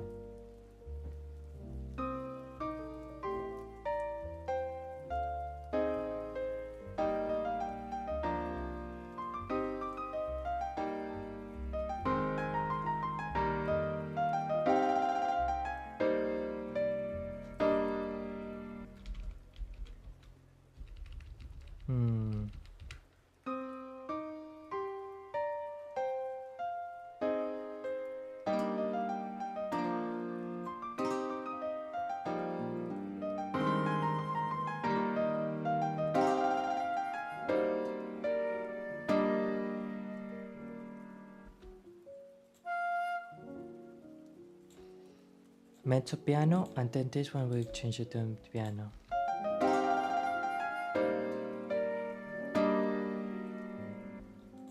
And then maybe we're gonna just change to piano pianissimo.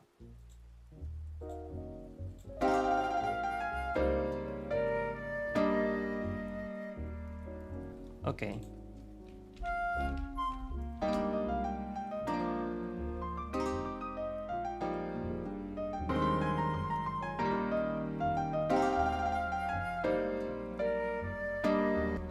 I have an idea. I have an idea. I have an idea.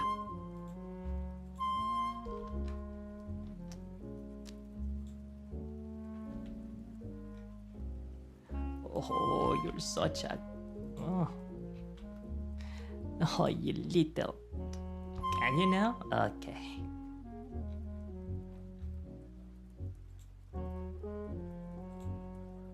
Okay.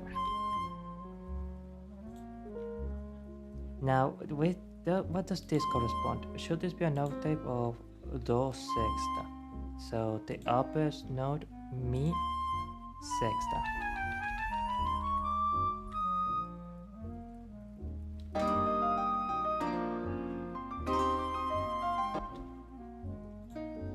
Mi sexta, sol cuarta.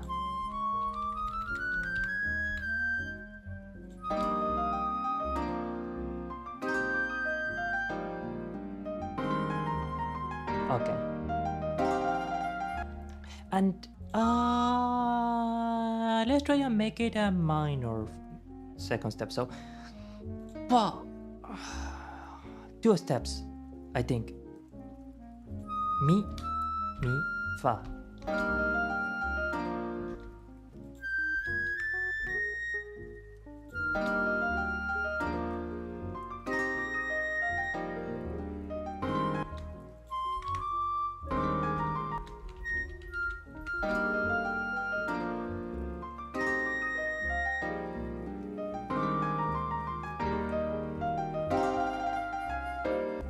But let's not play around too much.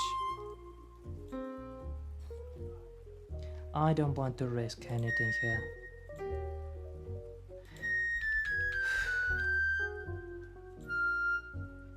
So let's just keep it as an octave.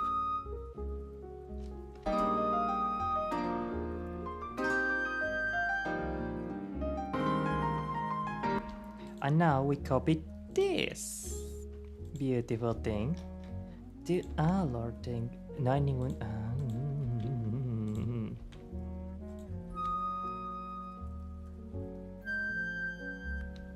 But instead of that, we changed it to mezzo piano, to piano pianissimo, and we changed this to mezzo piano.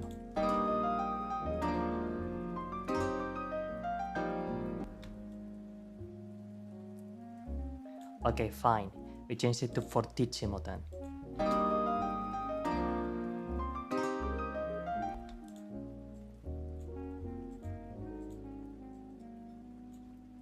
Does it not? Why did you not listen to me? Oh, right, because it should be the other way around. My bad, mate. I am sorry. How could I mess something so simple like that up? Poor you, you could not tell that if a piano pianissimo was followed by a fortissimo, it was supposed to be an increasing line. How could you deal with such a difficulty? Oh dear me, Mrs. Gore. Can't you tell I am a brat sometimes?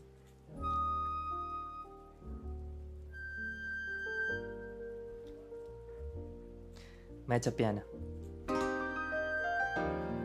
Actually, no, mezzo piano, and then we again do this, not ascending, sorry, decrescendo. What are you doing?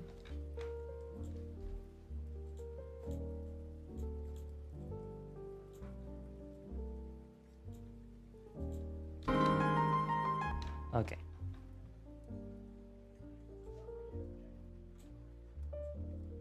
No. Why don't stick your nose where it's not welcome. Okay, do I have to actually get to the point where I make another piano pianissimo here? and I have to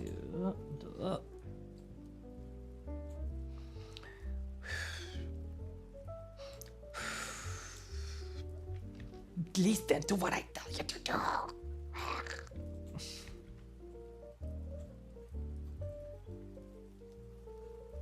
No, not that declaration.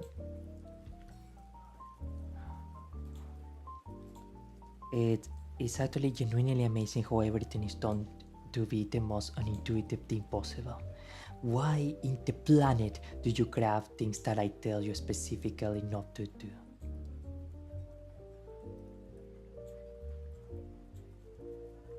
Okay.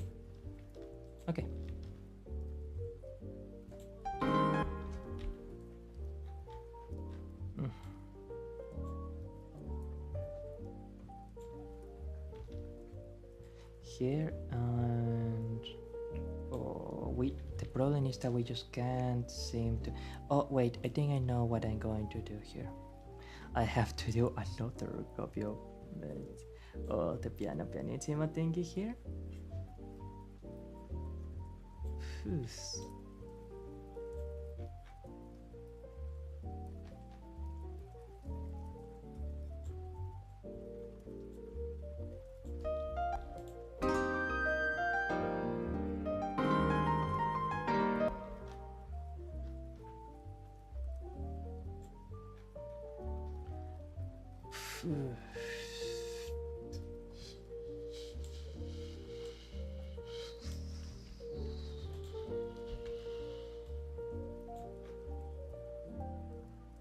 This is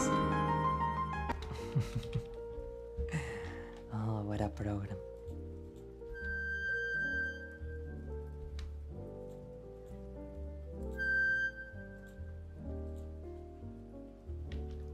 Huh?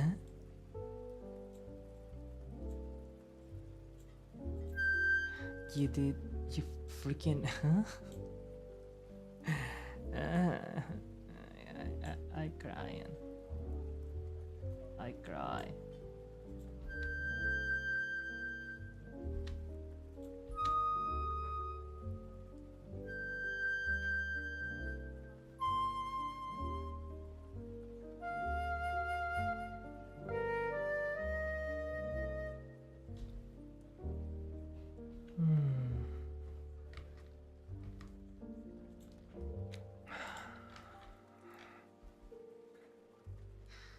I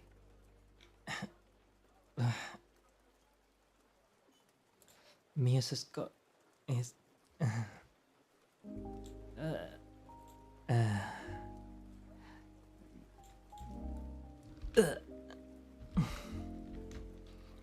wow. Music score sure is a nap of all time. I mean, as much as I like to whine about the program being difficult, it really is very formidable, and I actually am really happy that I found Music Score and Reaper really. So let's see. Let's listen to this one last time.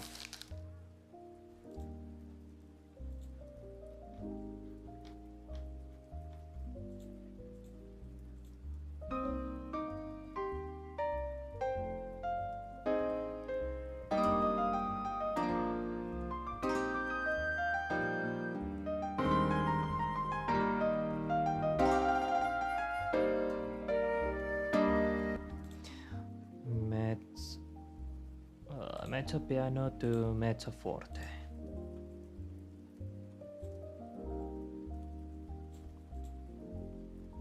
And if my theory is correct, then we can simply... Okay.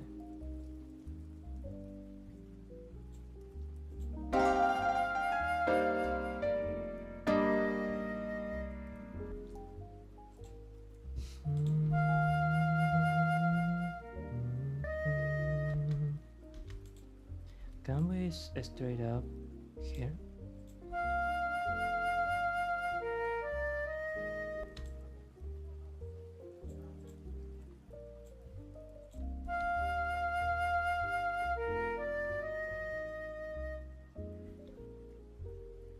And we are going to actually give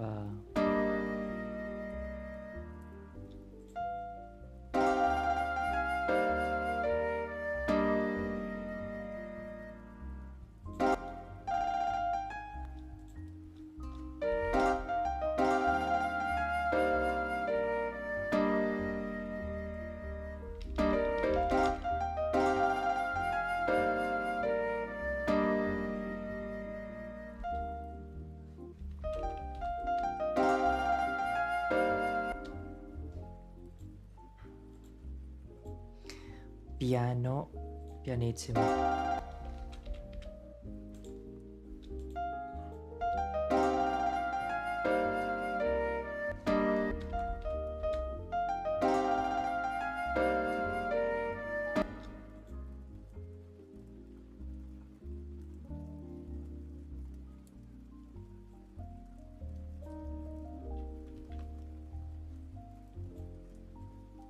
No, I don't. Why? Okay.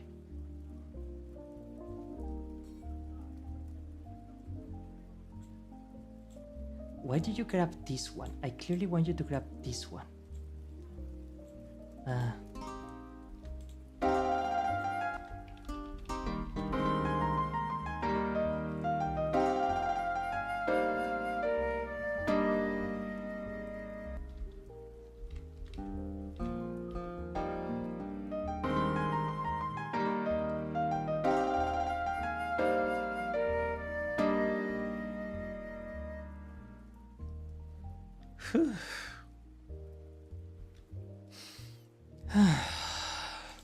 And one more for good measure.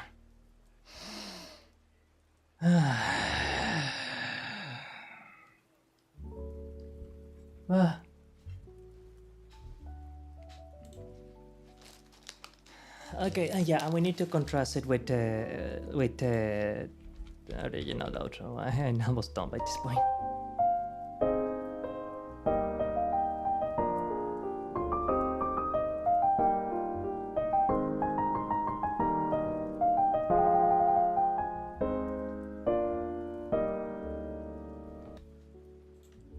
I think that everything is there. I think we completed the outro.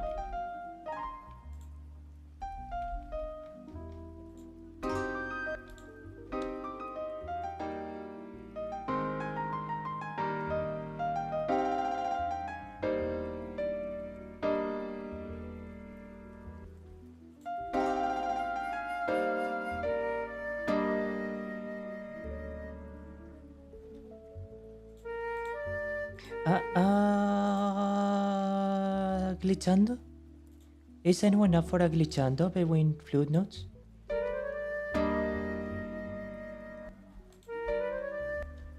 Maybe not. Slide out.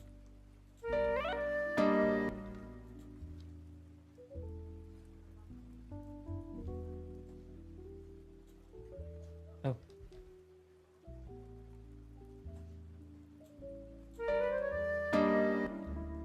But clearly it is because of something that isn't playing right into... Oh, don't forget to download my free guitar games cheat sheet if you have not done so already. Or you can go to Zakshar Guitar.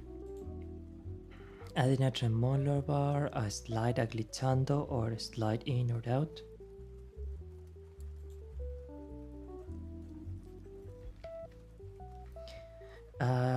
Propiedades, but first let's actually try to... Let's take this out of the window. No.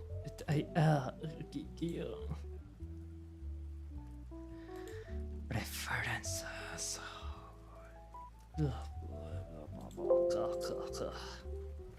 General properties.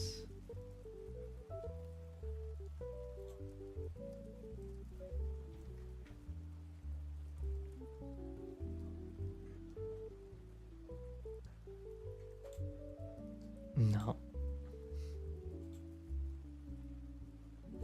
Okay, where do we get to this panel? These things really shouldn't be complicated, my friend.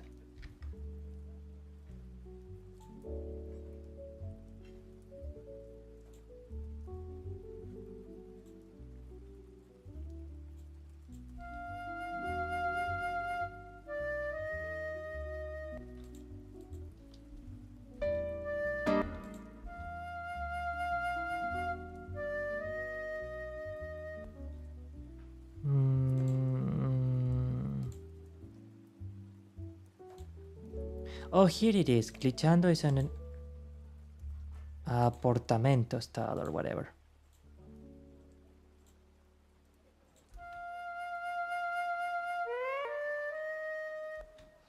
Okay, fine. I finally found it.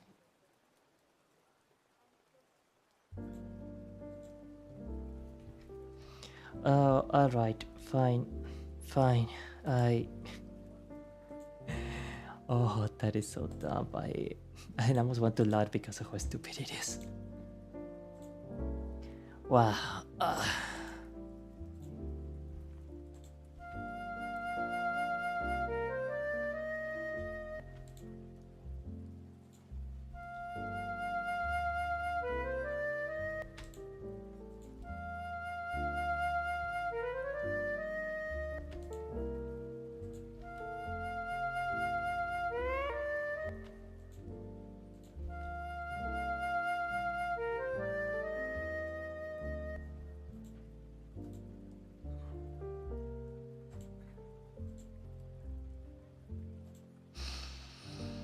Oh, phew.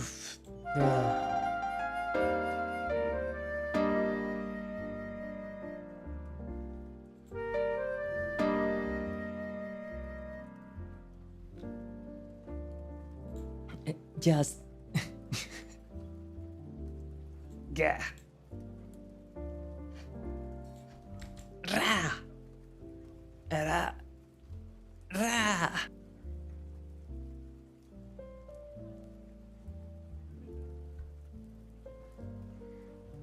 Ra. Gah. Gah. Okay, let's just export this and let's hear how it comes out. It's been 7 hours of streaming. Did you know that my birthday is or was sometime this week? I don't want to be too exact with the dates. But I would just say that my birthday is around, my pilot's birthday is around this time. Yeah, just save and export. Yes, the main thing. As a what file? Yeah, open Destiny folder, Heaven Fell Story outro. I am a little bit less alive than I was at the start of this stream. Estoy un poco menos vivo ahora comparado a como lo estaba al iniciar esta transmisión.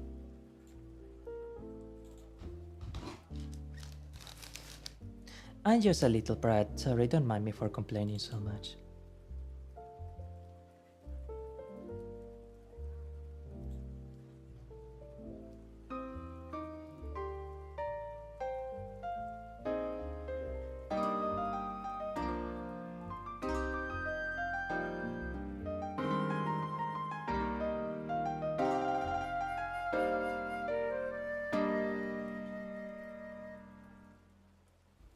It's diatonic. You don't actually do glitchandos right. You cannot do anything right. You're stupid and I hate you.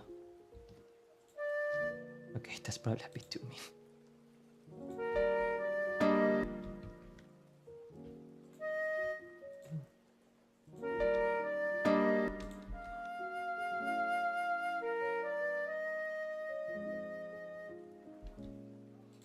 Okay.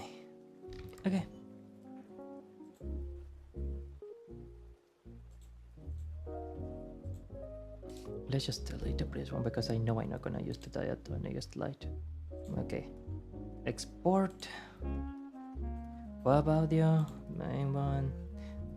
Blah blah blah. Heaven Fell Story outro. Oh, and I'm going to include an MP3 version too.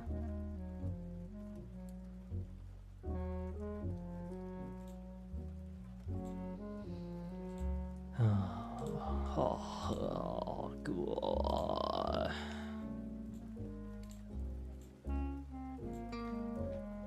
Let's just see if we can actually take everything from this.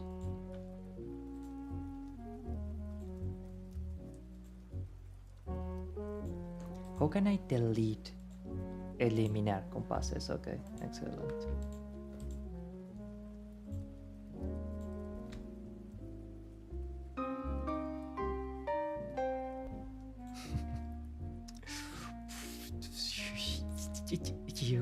You deleted the tempo too. Oh, you are. Oh, that you are.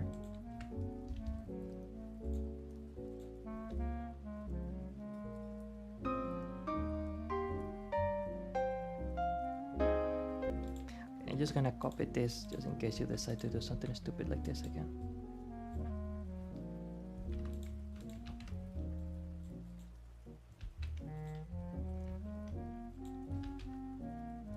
Why cannot paste the... Okay. Okay, I will not spend time thinking about why you do the things that you do. You clearly are not a user-friendly program. Oh.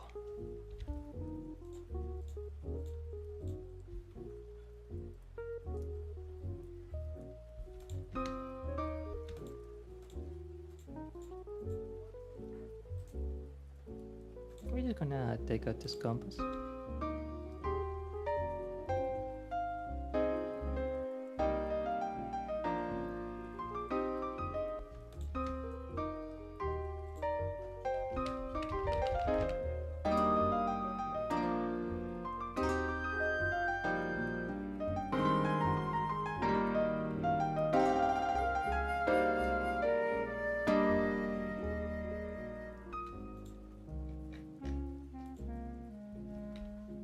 And no, the properties, I want to delete these compasses. More. Oh, it's control con suprimir. Excuse me, princess.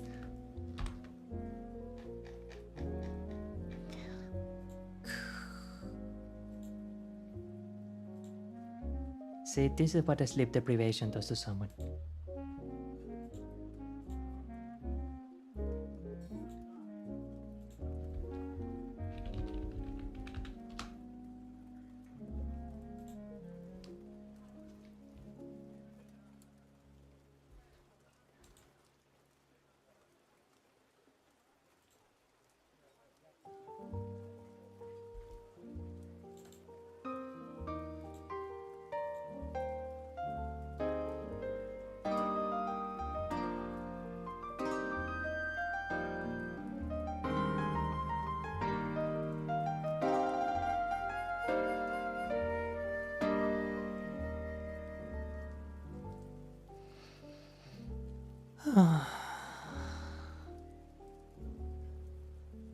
Okay.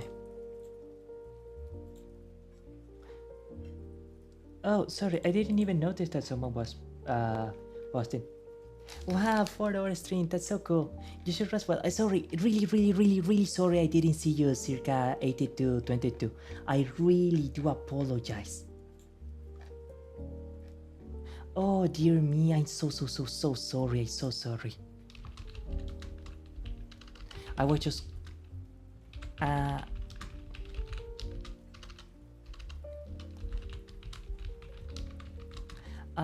I feel so bad. I'm sorry. Really sorry I didn't see you, Circa. I am really sorry. I now owe you one answer mirror favor of your choice. You're fine. Oh, thank you. It seems like you were troubleshooting, more or less. I was essentially troubleshooting. I am a bit new to MuseScore, and so a lot of things are like a bit, how did you this, how did you do that, etc.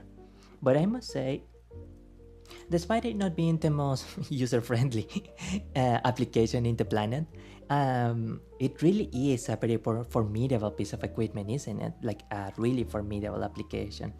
Also, oh no, I forgot that actually Jastrack was playing all the time while I was. Okay, now I'm gonna mute Jastrack so you can hear just the song itself.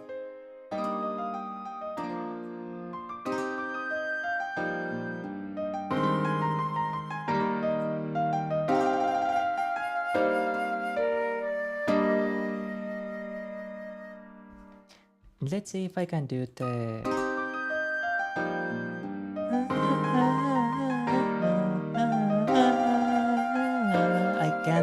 drill still.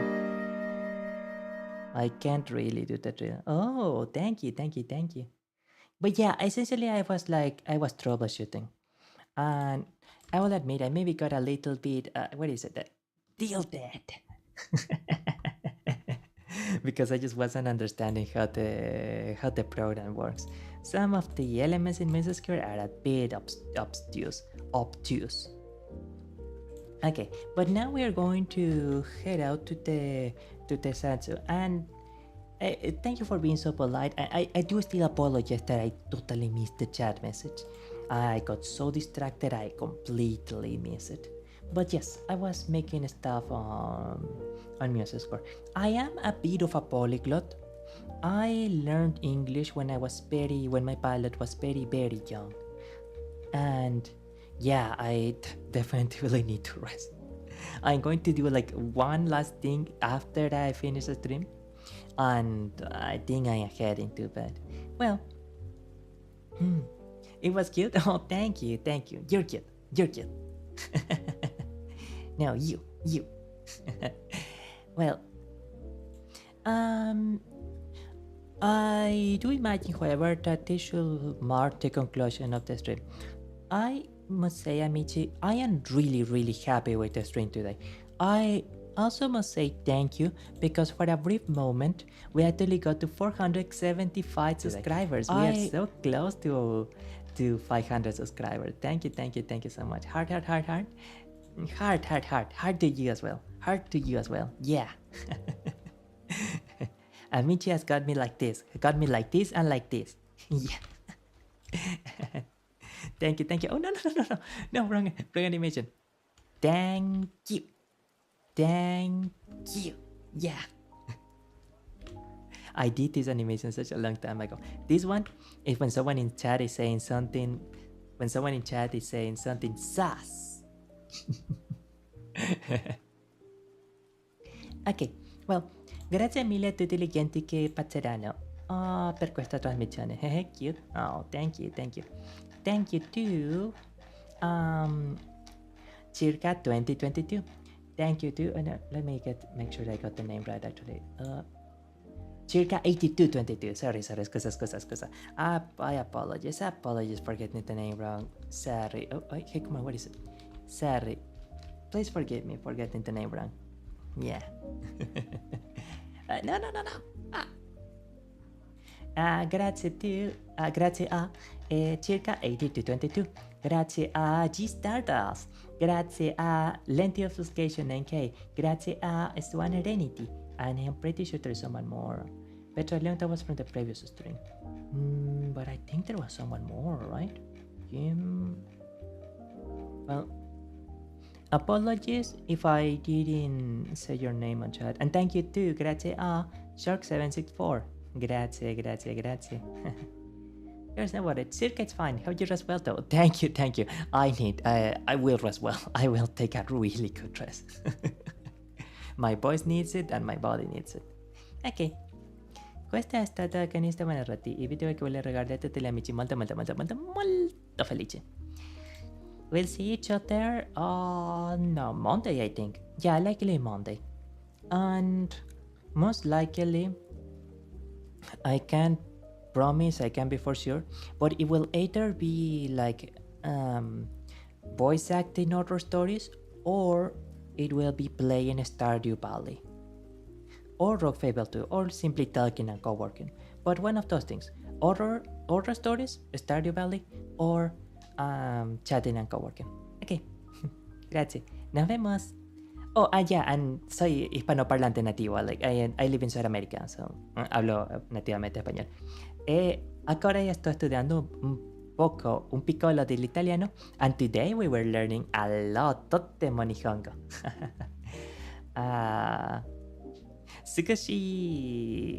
私は少し下手だけど I am a little bit not good at the language, so looking forward to it.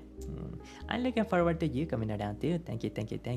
It is always fun to stream with such lovely, such wonderful people. Alright,